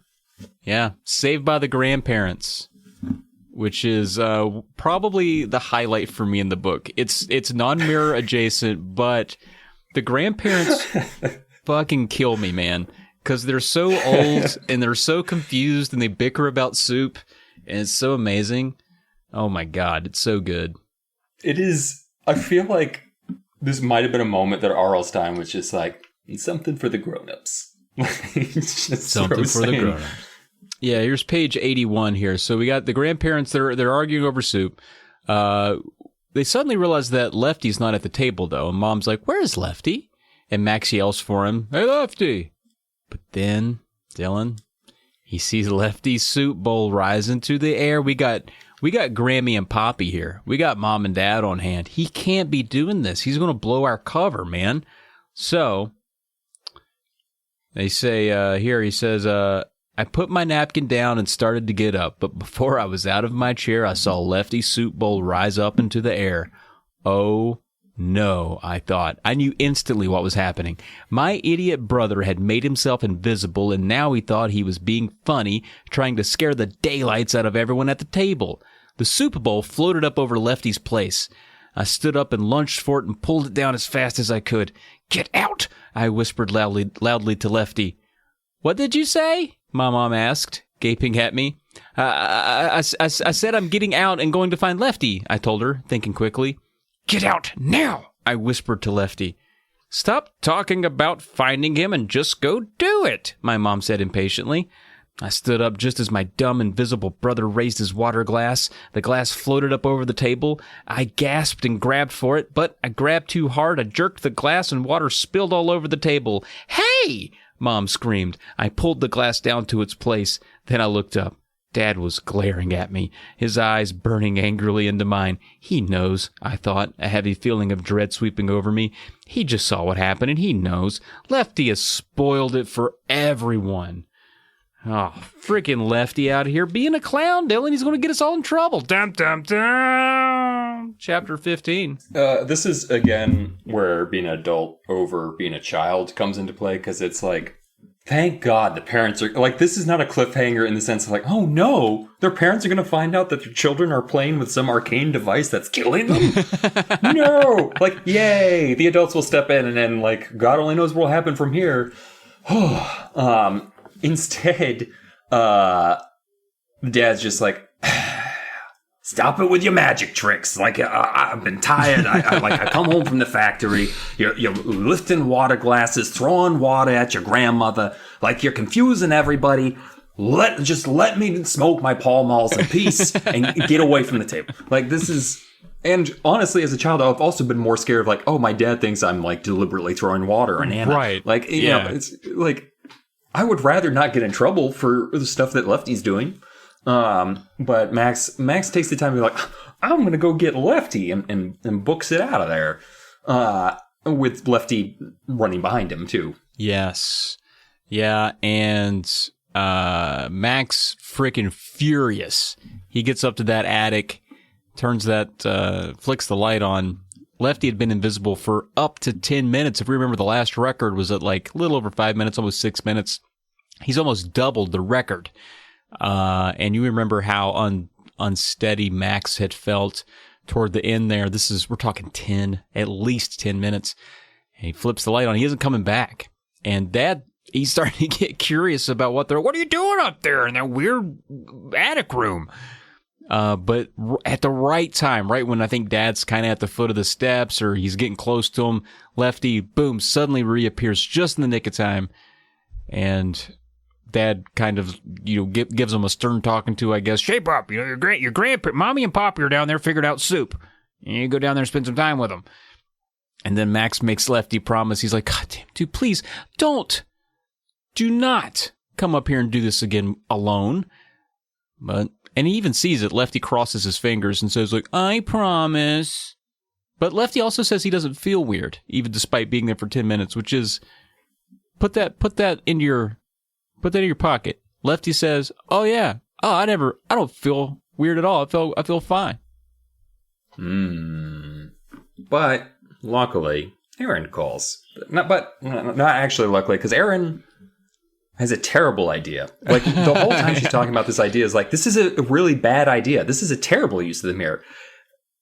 I mean, she's like, let's enter the mirror into the science fair. And, because they'll get a gift certificate to Video World. We which had is a exciting. Video World in my town, like a little privately owned shop called Video World. That took me back. I was like, oh, I would have loved, because that's where I rented a lot of my games growing up. I was like, I'd love to have a gift certificate to Video World. I'd throw this mirror right at the science fair for a Video World gift certificate. Hey, And a silver trophy. But the whole thing is like, the point of a science fair is to explain what you've done. Like, it's what not are you a going to tell magic us? Like, competition. well, yeah. If this was like a magic show, perfect. Like, that would be a great use. Like, when Spider-Man decided to become a wrestler, great idea. Colorful costume, you're super strong. Boom. Great idea. Great idea. That really was his first idea. No, I know. So, you know. Yeah, I read the first Good couple. idea. Yeah, it was a good idea. Science fair with This a mirror. is a bad idea. Bad idea. That's a bad idea. So she's like, Max, don't you want to be famous? He's like, no. Why? It would get taken away. The government would come steal it. It wouldn't be ours anymore if people found out about this. Oh, yeah. I did think about, like, what if the parents had discovered, like, if this was like a movie, like a proper horror movie in the sense of like, oh, it's for adults, so it has to leave the kid world at some time. How would this evolve from here? And then, I thought that would be lame on it. So it's like, I'm glad that Dad didn't find out, as if that was ever a possibility. Not in the Goosebumps. Yeah, and the whole thing where Aaron's just like, oh, you could be famous. It's like, I've been telling you to keep this quiet. Why do you think I'm going to be famous for it? And she's like, don't worry. I also talked April into wanting to do it on Wednesday. And he's like, I don't want us to do it at all. And you're like, I got more people into it. And Aaron is just like, oh, she doesn't want to do the competition. She doesn't want to try and be in there for 30 minutes and then come back like riddled with tumors and her hair's falling out and all of her teeth are gone. Because I'm assuming that would be what I was thinking. It's like the longer you use it, like radiation poisoning. Something, yeah. But so Max he's not happy after this phone call because Aaron is out of control. She's like, I want to go viral with this. And April wants to do it now, and he can't sleep that night, so he goes up to the mirror. He's looking at it, checking it out, like, and then he just hears a voice.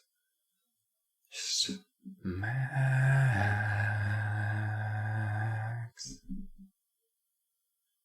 He's like, you know what? Kind of GTFO. Max is just books it. Like, it's bad enough that it makes you invisible. It's bad enough that everyone's freaking out about it. And now the mirror's talking to him.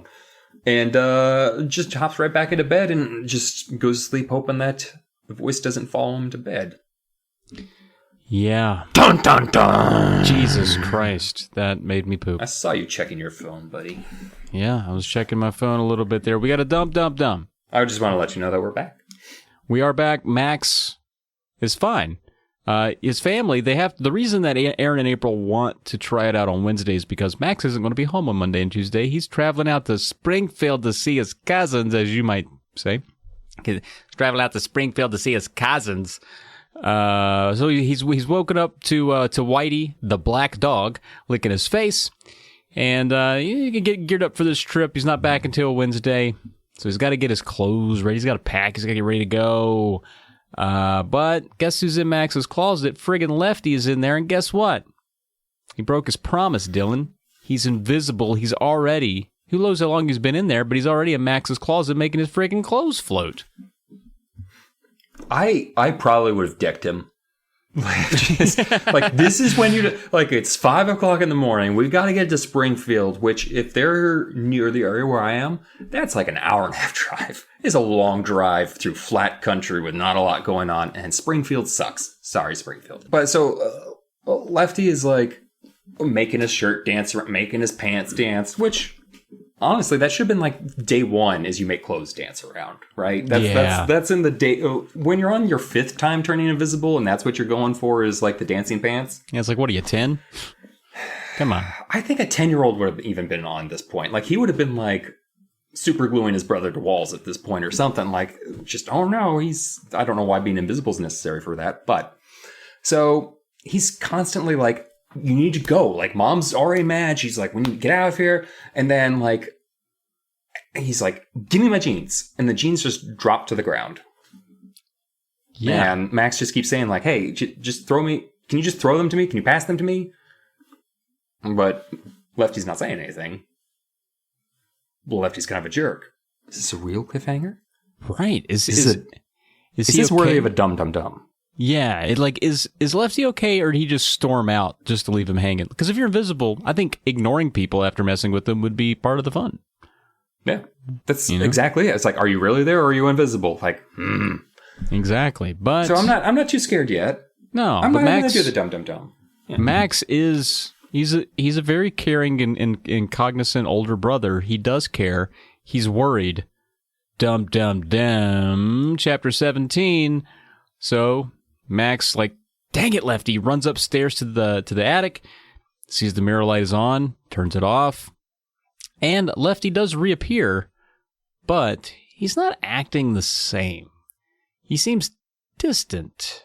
Even to Max, he looks a little different. He looks slightly off. And Lefty insists that he's fine, but Max is like, I don't know, something weird. Something weird. I can't put my finger on it, but something's weird. And even when they go back downstairs, Mom is like, to Lefty, she's like, your hair looks different. Did you do something to your hair?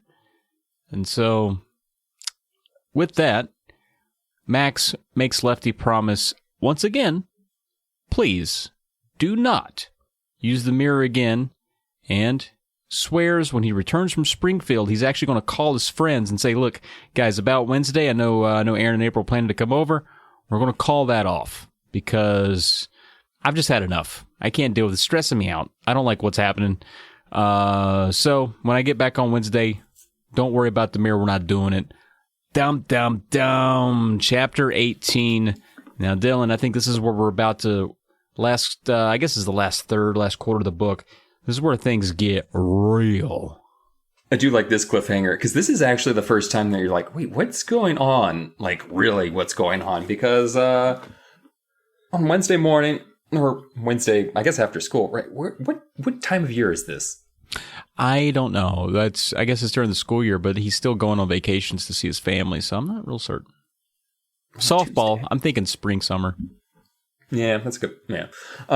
So let's say after school on Wednesday, all of a sudden, like, April, Aaron, Zach, they all show up. And he's just like, hey, what are you doing? I told you not to come here. And they said that Lefty called all of them and said, hey, don't worry about it. Come on over. And what's funny is Max is like, why would he do, he's not even going to be home to enjoy doing that. Why would, like, yeah. I love the fact that Max's thought wasn't like, why did Lefty go behind my back and do this? Although he was a little weirded out by that too. His thought was like, what does he have to gain from this? Like, why would he do this? He doesn't get to partake in any of it. He doesn't even get to see me be mad about this. Like, why did he do this? Yeah, he's playing softball all day. Like, why would he call my friends to come hang out with me when I didn't want them to? Like, to use the thing that Lefty loves. Like, it's such a weird, and it really is such a weird thing. Is just like, it would be like if your friend called you over to play his best video game and he's not even in there. Like, it's like, all right, I guess I'll play the video game system without him. Is this a prank? Because it feels good. I'm just going to take it home with me. Yeah. Yeah, so you're right. Lefty's out playing softball all day. He doesn't get to reap the benefits of this. If it is a prank of calling Max's friends to come over and play with him when he didn't want them to. But the kids insist on using the mirror. They come over. They can't stop thinking about this freaking mirror. I can't blame them. And Max can't stop them. He's railroaded by these persistent-ass kids. He tries to come up with the rules. He's like, listen, what we're going to do is... No, fuck that. They don't care about your rules, Max. They want records. Aaron and Zach want to beat your record. And Lefty's record, which is now at 10 minutes. April has Except no one timed him. No one timed him. No one timed Lefty. He was just apparently gone for like 10 minutes. So they just kind of set the bar at 10 minutes. April's just You know like, what I is just want to creepy, try though? it. You know what's creepy? What's creepy? Lefty didn't talk at all about how much time he was there the morning that he was playing with the clothes and everything. There was nothing like, oh, I was gone for like 11 minutes or like, you know, he didn't have anything to talk about there. It's weird. It's almost like he didn't care about the competition. Yeah, and we should talk about that toward the end because I think that ties up some things at the very end of the book. But April has resigned to the fact she just wants to try it and she wants to go first. And so they get her set up in front of the mirror. She's a little nervous, but they get her set up. And then Whitey, the dog, not a white dog, but Whitey the dog, walks by the mirror right as soon as Zach pulls the string for April. Both April and the dog disappear. Uh-oh. Dum, dum, dum. Chapter 19. Okay. I kind of get it and I kind of don't. But, like, Max flips out. He's just like, bring my dog back right now. And they do. And the dog's fine. He's having a little bit of trouble walking. It seems like Whitey actually got used to walking without being to see where his feet are. And then they kind of pulled the rug out because it's not like he knew they were about to turn, like make invisible right. again. He was not ready for that. Yeah. And they're just all like, oh, and everyone's like mood's a little lifted. And even April, who's a little miffed because she's just like, I worked all this up to do the invisible thing, and then you guys jerk me out at 30 seconds. Yeah, like, if that. Probably not job. even that. Yeah, she's probably in there for like 10 seconds. Yeah. And I don't understand why they keep talking about this like they have to like, all right, so first we have to start the motor up and turn the motor for 30 minutes before we can get this working again. Like, you just hit the switch again without the dog there. Like, why do we have to? Because they're children. They're children. They're children. You had your turn, April. I'm sorry it sucked, but your turn is over. Like, that is basically how they treat her. And their selection for order is interesting, too. Like, it would be no problem for April to just stand back in there and go again. But they're like, all right, well, now that you've gone, now you're in the back of the line. We're going to go now to commence this 10-minute long competition between two people. Right. I think you guys can wait a minute for her to experience invisibility.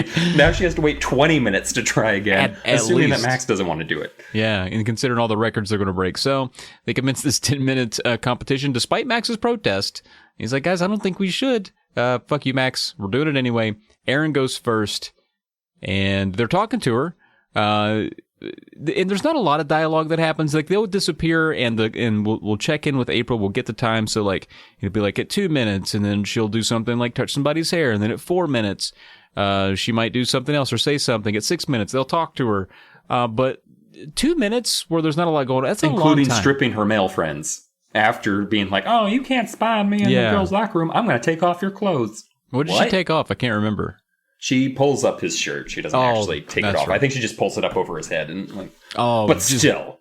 Yeah, I mean. But still. Come on. It's more of a shirt wedgie than anything else. You need permission for that. Well, at 8 minutes in, Aaron stops responding to them. This is the worst group of children to do this to. Like, it's almost as if like you had a group of Sherrys over here being like, yeah, take a picture of me with the death camera. Fucking Sherry.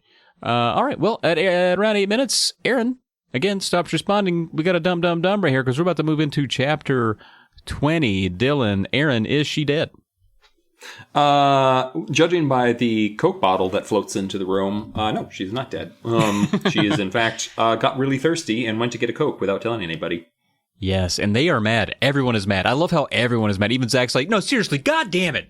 Like, I know I was against the rules, but this is too far. We can't be leaving here when he does I know I said I wanted to violate the privacy of every girl in my school, but you went and got a Coke. Exactly. Zach. Everyone was upset about that. I mean, I think they were more mad because she scared them. Yeah. I also, like, how did she get it past, like, because there's no way she can, like, I'll just hide it behind my, shit. Oh, yeah, how'd she get it past his parents? Plus, she's also small, so, like, she's even small for a 12-year-old, so if she tried to, like, lift it up high, like, if I did that actually might work. Like, if people don't look up necessarily, so they might not see, like, a Coke bottle floating overhead. But if Aaron tried to do that, it would literally floating at, like, chest high for everyone else. And they're just like, why? Okay.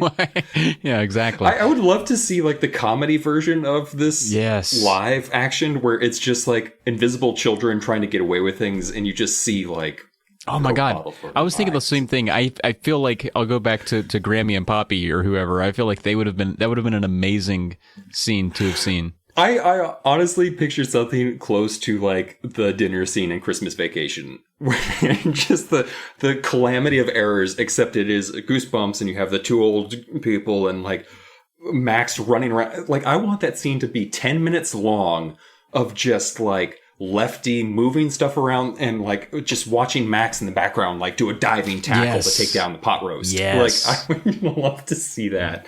That would have been amazing. Well, she comes back freshly caffeinated on some Coca-Cola, and that was at 8 minutes, so she was gone for a couple minutes. Now we're at 12 minutes. They're talking to her, but then she stops responding again at 12 minutes, and Max is like, all right, well, if you're not going to respond to me, you're done. He brings her back anyway, and she comes back, and he's like, you look different. No one else really seems to notice, but Max, again, kind of like he was with Lefty earlier, he's like, there's something off about you. I don't know what's going on with that. But now it's Zach's turn. What's interesting too is earlier when Max and Lefty's mom is saying the similar thing to Lefty, she's like, "Did you like comb your hair differently?" Like that's like one of the things that she brings up, just bringing it up to bring it up. But so Zach is just like, "All right, let's go. I'm going in for 15 minutes." I love the attitude of like, we can't just like beat Aaron's record by like 13, like by an extra minute. We need to like, you got to put some buffer in there. Blow it out of the water, yeah. 15 minutes. So he's starting to be like, he's going to be a little playful. And we find out apparently that Zach's a bit of a juggler. And he apparently looks down on people who are incapable of juggling, which is an interesting personality trait for Zach to have. But also, if I was Zach, I would also be like, "Oh, you can't juggle? I'm sorry." Yeah, if I could juggle, I would not probably stop juggling. It would be I'm assuming. all the time. Yeah, I can't actually juggle because my left arm is broken. But he decides to show off in the worst possible way. But also, this is one of the few times in the book that someone actually really plays with the invisibility besides Lefty. Yes, which is what we wanted. I feel like this is kind of like R.L. Stine had built up to one good gag. He wanted some hijinks to happen. This is another part of the book that I think would have been great to see in a live action. And also, R.L. Stine finally gets to describe a man being fat, which is like his favorite. We didn't get that with the dad. I don't even know much about the dad. No. Like, I know he exists in this family. It's not a single parent family, but we don't know much about him. He's kind of a non-entity. We don't know if he likes station wagons. We don't know if he likes the Dodgers, or doesn't like the Dodgers, and so it's weird that he's wearing a Dodgers cap. So we don't know much about him. So Zach, he sees a golden opportunity. He's invisible, he's a juggler, and he hates old men. And so he runs outside where Max's neighbor is picking some tomatoes that he's growing. And he's described as being overweight and like, "Oh, this guy is just picking these tomatoes. It's just the hardest work I've ever done." And so he's got a basket of tomatoes next to him, and Zach picks up a couple of the tomatoes and just starts juggling them. It's just beautiful in its simplicity. Yes. Because the neighbor's probably not even thinking like juggling tomatoes. He's just seeing like these tomatoes spinning hovering around. in mid. Yeah. And so he does what anyone does in the era before cell phones. He goes for his spouse and he starts yelling for his wife. And he's like, "Get out here! Please, for the love of God, get out of here before this hallucination stops or before it stops and you think I'm crazy." And the moment he goes to get his wife, Zach stops. They come out and they stop. Yeah. And then once the wife leaves, he picks it back up again and just does the Warner Brothers racist frog gag. I love how the wife too is like, "We got to get you out of the sun." It's just like, how long have you been out here? I told you to wear your hat. She makes him come inside because she's like, "You're just clearly dying of heat stroke. These tomatoes are not flying through the air." I love that. That's so funny. Yeah. But then we start getting around minute 12. Yeah, we go back to the attic. We managed to get we Zach do go back to the attic. That's true. Yeah, Yeah. After Zach stops breaking up a marriage. What Zach doesn't know is this is this guy sees UFOs all the time. He spent almost a year trying to convince his wife that their basement was haunted. And so this is a divorce. Nail in the coffin. But we're just going to move right along. So they're back in the attic. April's still keeping time. They're at minute 12. Max is like, he's not talking. We need to bring him back. Aaron's like, no, he said 15 minutes. It's like, all right, but we're going to bring him back. Like, there's a stipulation here. He's already There's beat an your unspoken record. stipulation. Yeah, because it's at 13 minutes and 20 seconds that like Max is like, I'm bringing him back. Yeah. And what's interesting is like, Zach comes back. I did a gesture as if that's how you come out of a mirror. I don't know why. For multiple reasons, I don't know why. And you missed it too. It was great. No, I did see it. So awkward. I caught it. But it's okay. I record all of these. Max is like, you look different, man. And the thing that I also noticed is like, Zach comes back. They tell him they broke the record, and that's it. He doesn't care that he wasn't in there for 15 minutes. He's like, oh, cool. 13 minutes and 20 seconds. That's the new record then. I guess it's Max's turn. That's a good point. Yeah. I picked up on that too. I was like, because Aaron says, oh, we better not bring him back too soon because he'll be mad. Mm-hmm. And then you bring it back, and he's like, sweet, 13:20? I did it. All right. And then Max is like, you look different. Like he says to everybody who shows back up. Mm-hmm. You look weird. And he says, like, wasn't your hair... Because his haircut is... Did we describe what his hair was? It's shaved. It's shaved on one side, and it's long on the other side, as I believe. Yeah. And which is why Max's mom was like, no. Yeah, not okay. That's like a good haircut for a young woman in college. That's the hair. I see that haircut for at least... Not when I was in college, but like 25. I saw some like the more like I guess artsy college students. There's a lot of college students around.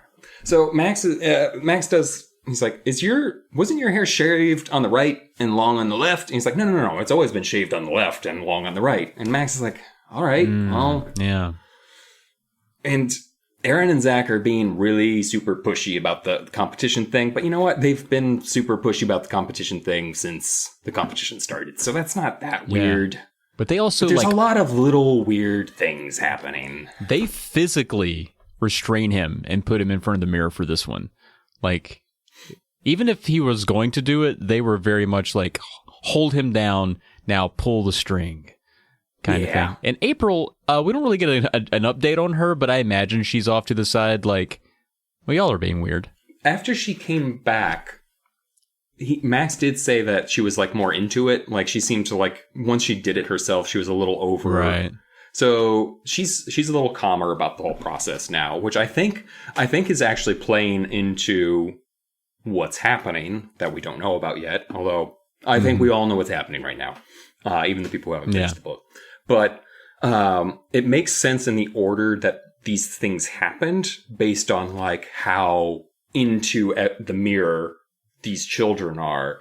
And once it starts becoming a planned thing, you can see it goes from like most excited, pretty excited, backing out of it, completely scared of the mirror is April. But they start getting April on board.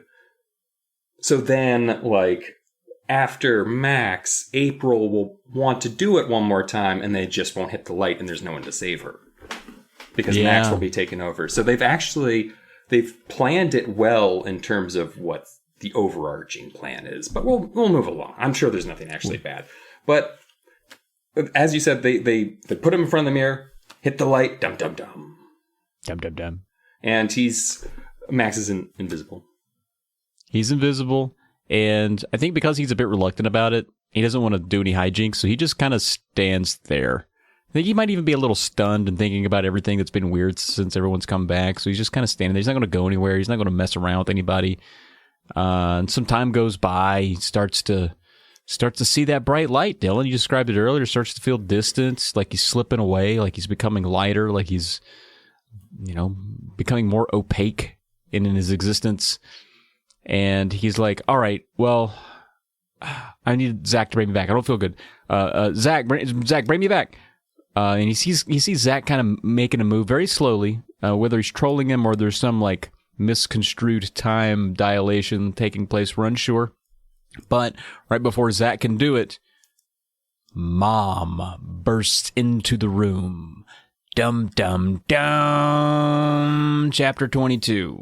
So to be fair, they don't bring him back because his mom's there. Although, if they think about it, they hit the switch, he's not going to be back for a couple of minutes, so they should probably get the process started now. That's fair. They But, got some time. and Mom is like, she finally gets to see the mirror, which leads to trouble for later, I think, in a different way. But she sees the mirror and she's talking to him. I was like, I didn't know we had this. That's crazy. Why are you kids up here? It's a mirror. And then she just leaves, as moms do. Like, she provided her interruption. And then she just kind of like, all right, well, you keep playing the dirty, smelly attic with an old mirror with a light. Where's that plugged into, by the way? Do you guys, is it running on batteries? Like, do you guys not care that this is just internally? All right. And meanwhile, was it powered Max by the souls of children? Max is going insane. Like, he's getting further and further, just weaker and more distant, and he's screaming. Oh, he's yelling at them. And like, I know I haven't mentioned this, but when you're invisible, sound still works. And so they've been able to talk to each other and everything when they've gone invisible. But now they can't hear him. And no one is pulling the switch. And then he decides he's going to go on a little trip. Yeah. He, because no one can hear him, so he's screaming. He's like, "Please bring me back," I shouted. I listened for an answer, but the voices faded away. The shadows moved in a flickering blur. I tried to reach out to them, but they were too far away. I let go of the mirror frame and began to float. "Mom, I'm right here. Can't you hear me? Can't you do anything?" So light, so completely weightless, I floated in front of the mirror. My feet were off the floor. I couldn't see them in the blinding glare. I floated to the mirror glass under the light. I could feel the light pull me closer, closer, until it pulled me right into the mirror. I knew I was inside the mirror. Inside the glistening blur of colors, the shapes shimmered and rolled together as if underwater. And I floated through the glimmering shards of light and color, floated silently away from my friends, away from my mom, floated away from the tiny attic room, into the center of the mirror, into the center of an undulating, rolling world of twisting lights and colors.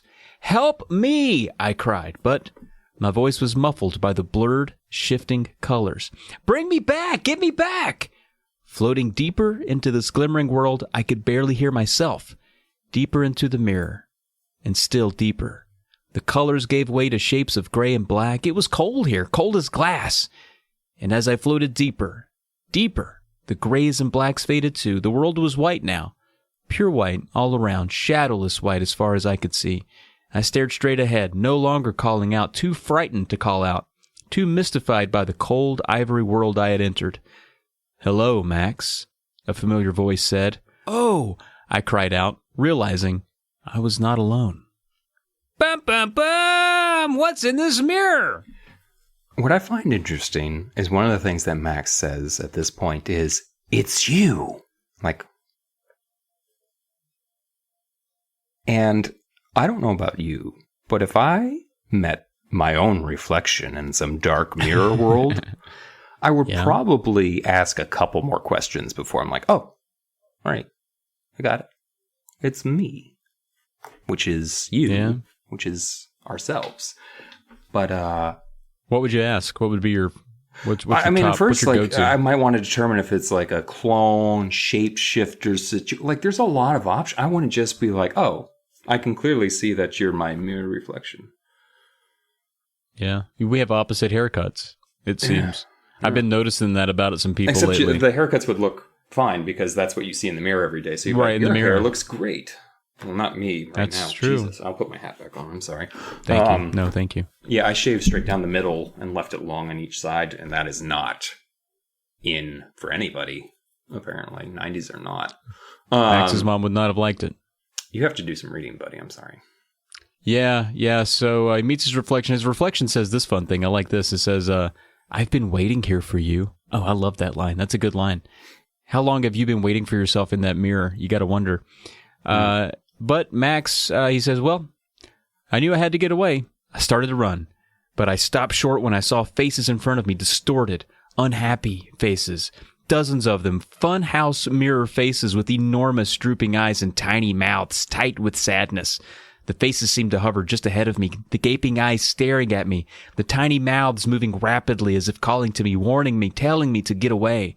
Who were these people, these faces? Why were they inside the mirror with me?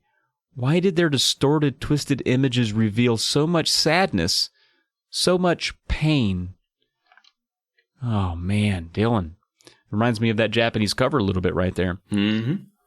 There was no dream in this book. I think every other book had one dream sequence. Seems like, yeah. I think the Mummy one had kind of the most insubstantial dream sequence. I think it was a little more like he told them about the dream, but we didn't go through it like we did in the other books. But I think this is the first time we don't have that. But this is, I think every book does have its moment of like, I'm going to describe the hell out of this nightmare scene. And the inside of the mirror world with the faces and pain and sadness and sorrow is, yeah. And what I find interesting too about this is like, one of the things that the reflection says to him is like, I'm your opposite. And instead of it being like, I'm the evil, crazy version of you, it's like, they're all like glass, like they're cold and not emotionless, but so all the mirror people are just like this cruel, cold version of the other person. And thinking about that way, where like you have these creatures that are designed for this world, how awful would it be to be a regular human being tossed in this world of cold glass and very sterile white. Like the mirror creatures don't want to be here. That's how bad it is. And right, he's basically said that like, you know, like, your friends made the switch, come on over. Like, it was a lot easier with them. And he's like, oh, no. And knows now that Aaron and Zach had already switched and that their reflections are already on the outside. And that's why they wanted him to be in this competition. And so Max is, he's a little cagey. He's like, you know what? Time to start asking questions and start trying to stall while I figure out how I'm getting out of a mirror. And the dun is he's not very good at stalling. Like the mirror person is pretty much like, nah, we're gonna make the switch. Let's do this. Yeah. Max's best idea is really the only one I could come up with, which was just let's gump it. Let's run. Let's just see if...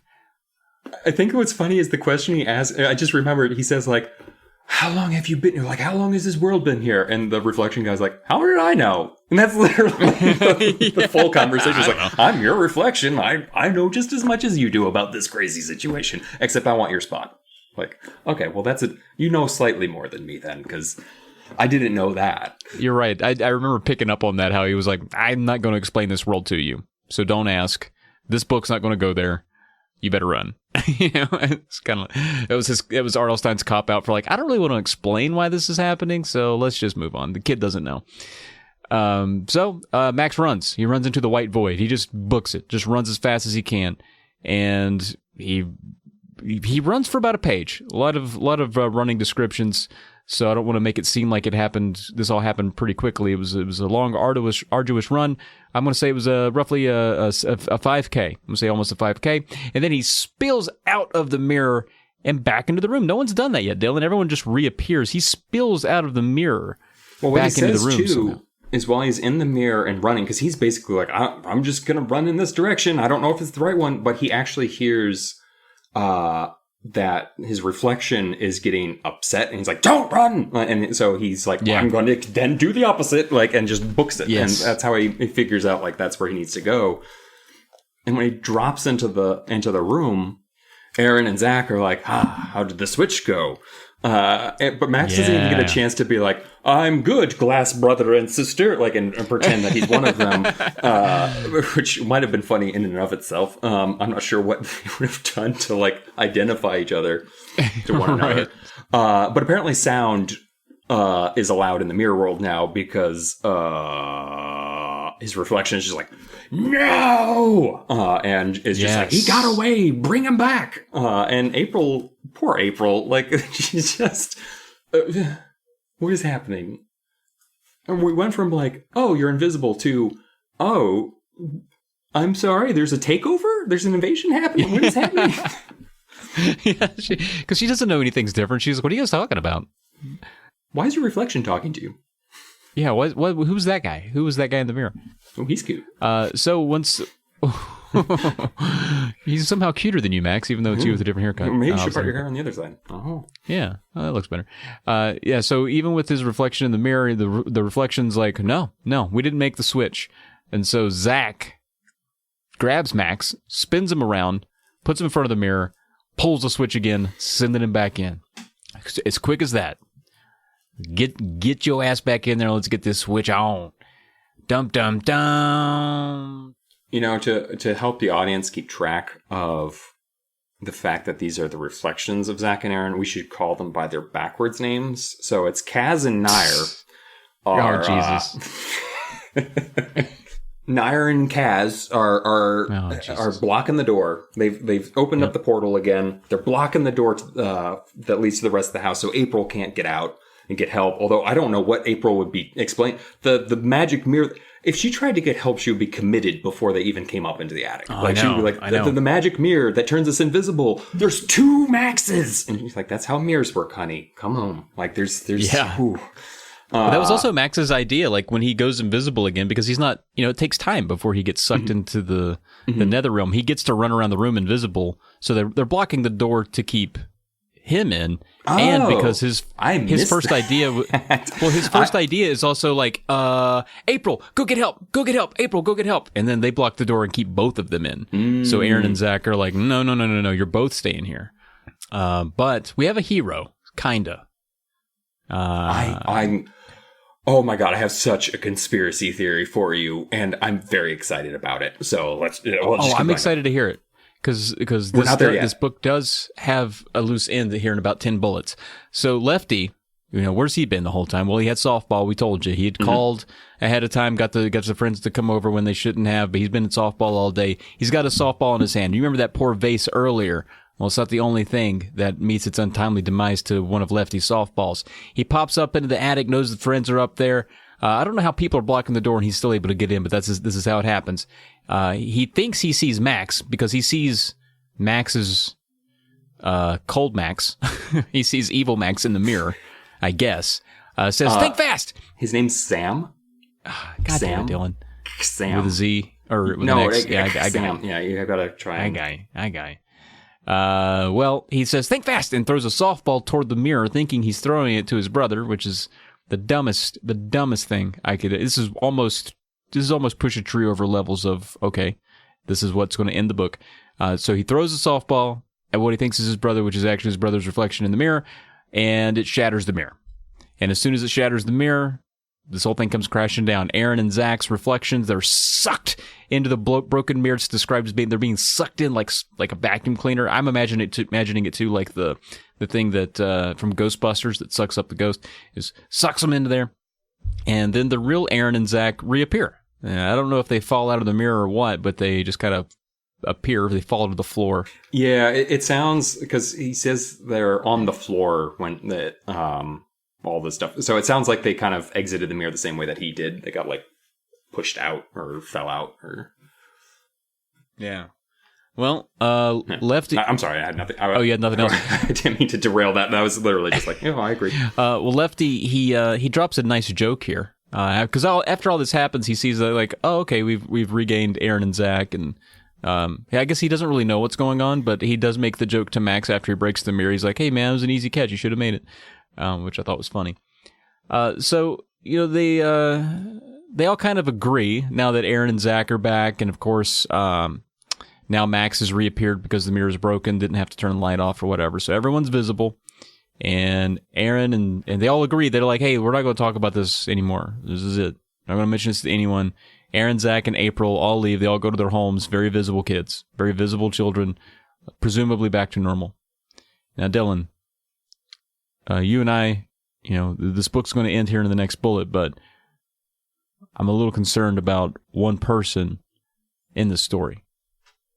No, it's not like there was a definite pattern to what happened when Zach and Aaron were taken, and that didn't happen with anyone else. Like, they were in there for way too long.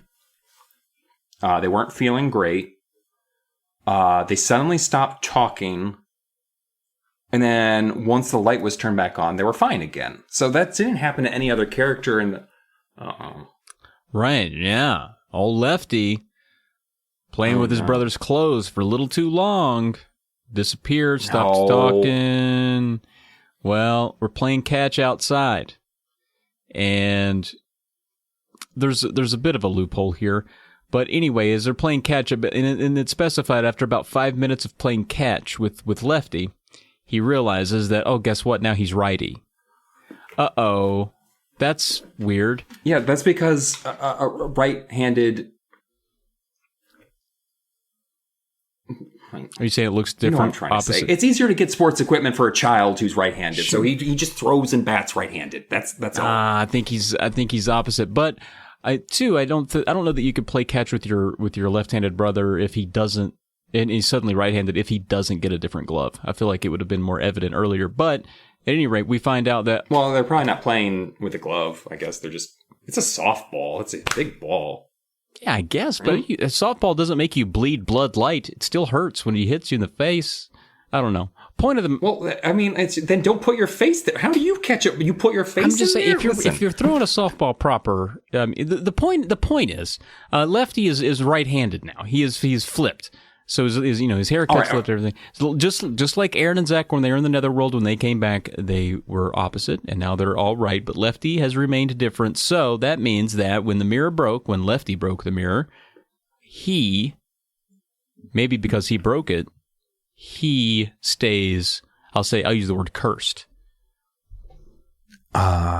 Except, what if Lefty was always a mirror person?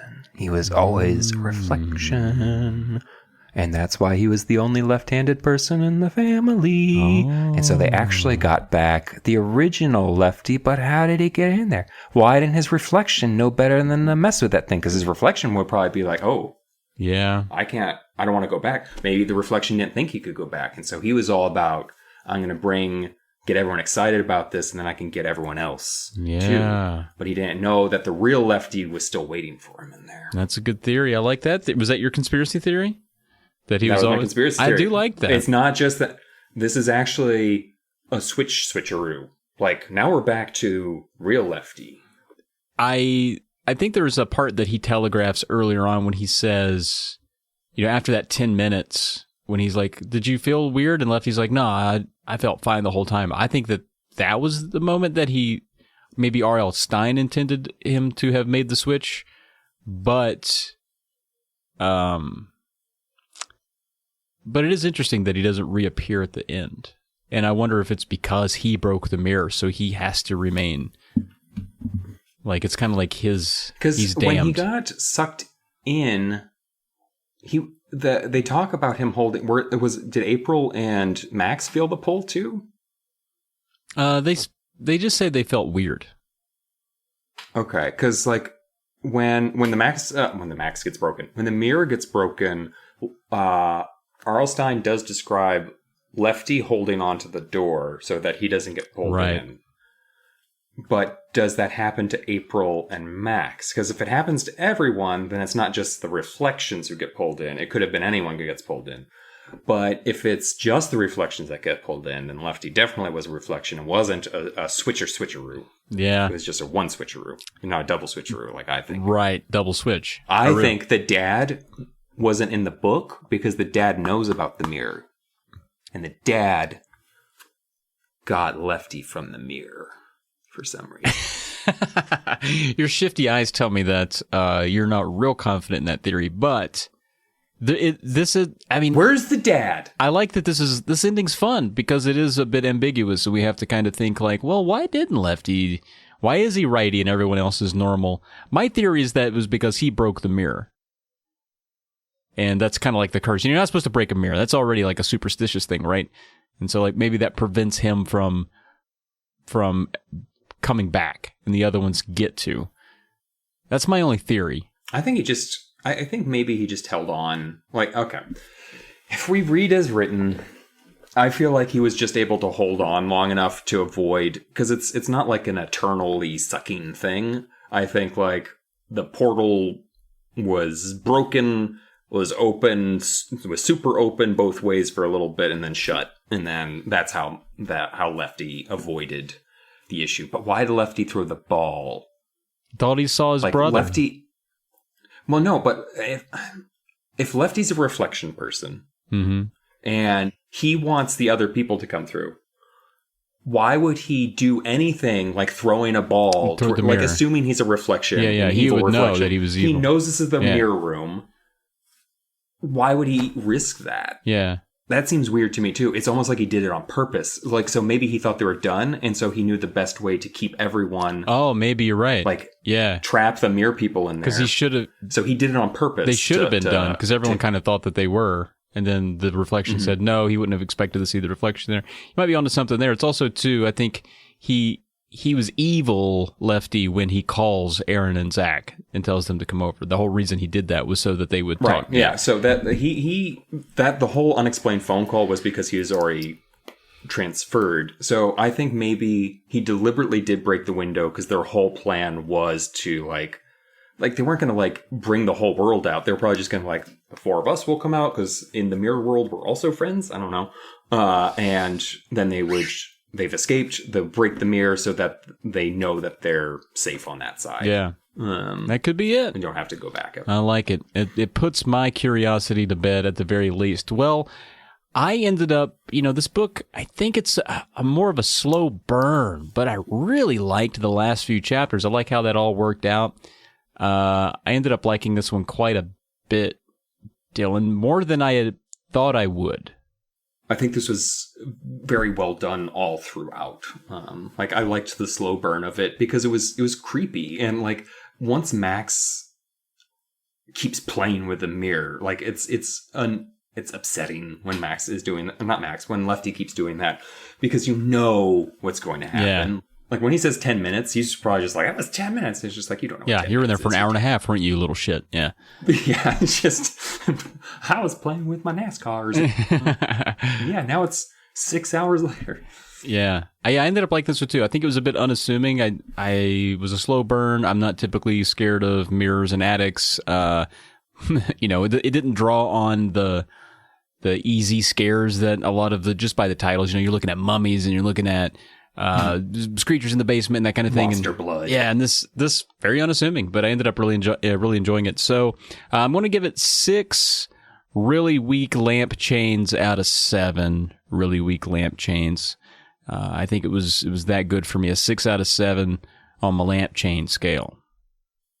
Well, I'm actually going to go for a 7 score, but it's going to be 7 out of 7 years of bad luck for breaking that mirror. But it's well good done. luck, I guess, in this case. Yeah, good luck. I mean, unless it depends on what you think of Lefty there. But honestly, he's an awful child. He's probably bad either way, Yeah. and he's also young enough that maybe he can be taught not to be a cruel reflection person. They can be like, we will teach you the ways of the warm people. yeah. Maybe it'll be happy ending, or maybe he'll be a serial killer in 10 years. I don't know. Well, the good news is the young ladies in this town will not be spied on by an invisible boy anytime soon, and that's good. No, Good for them.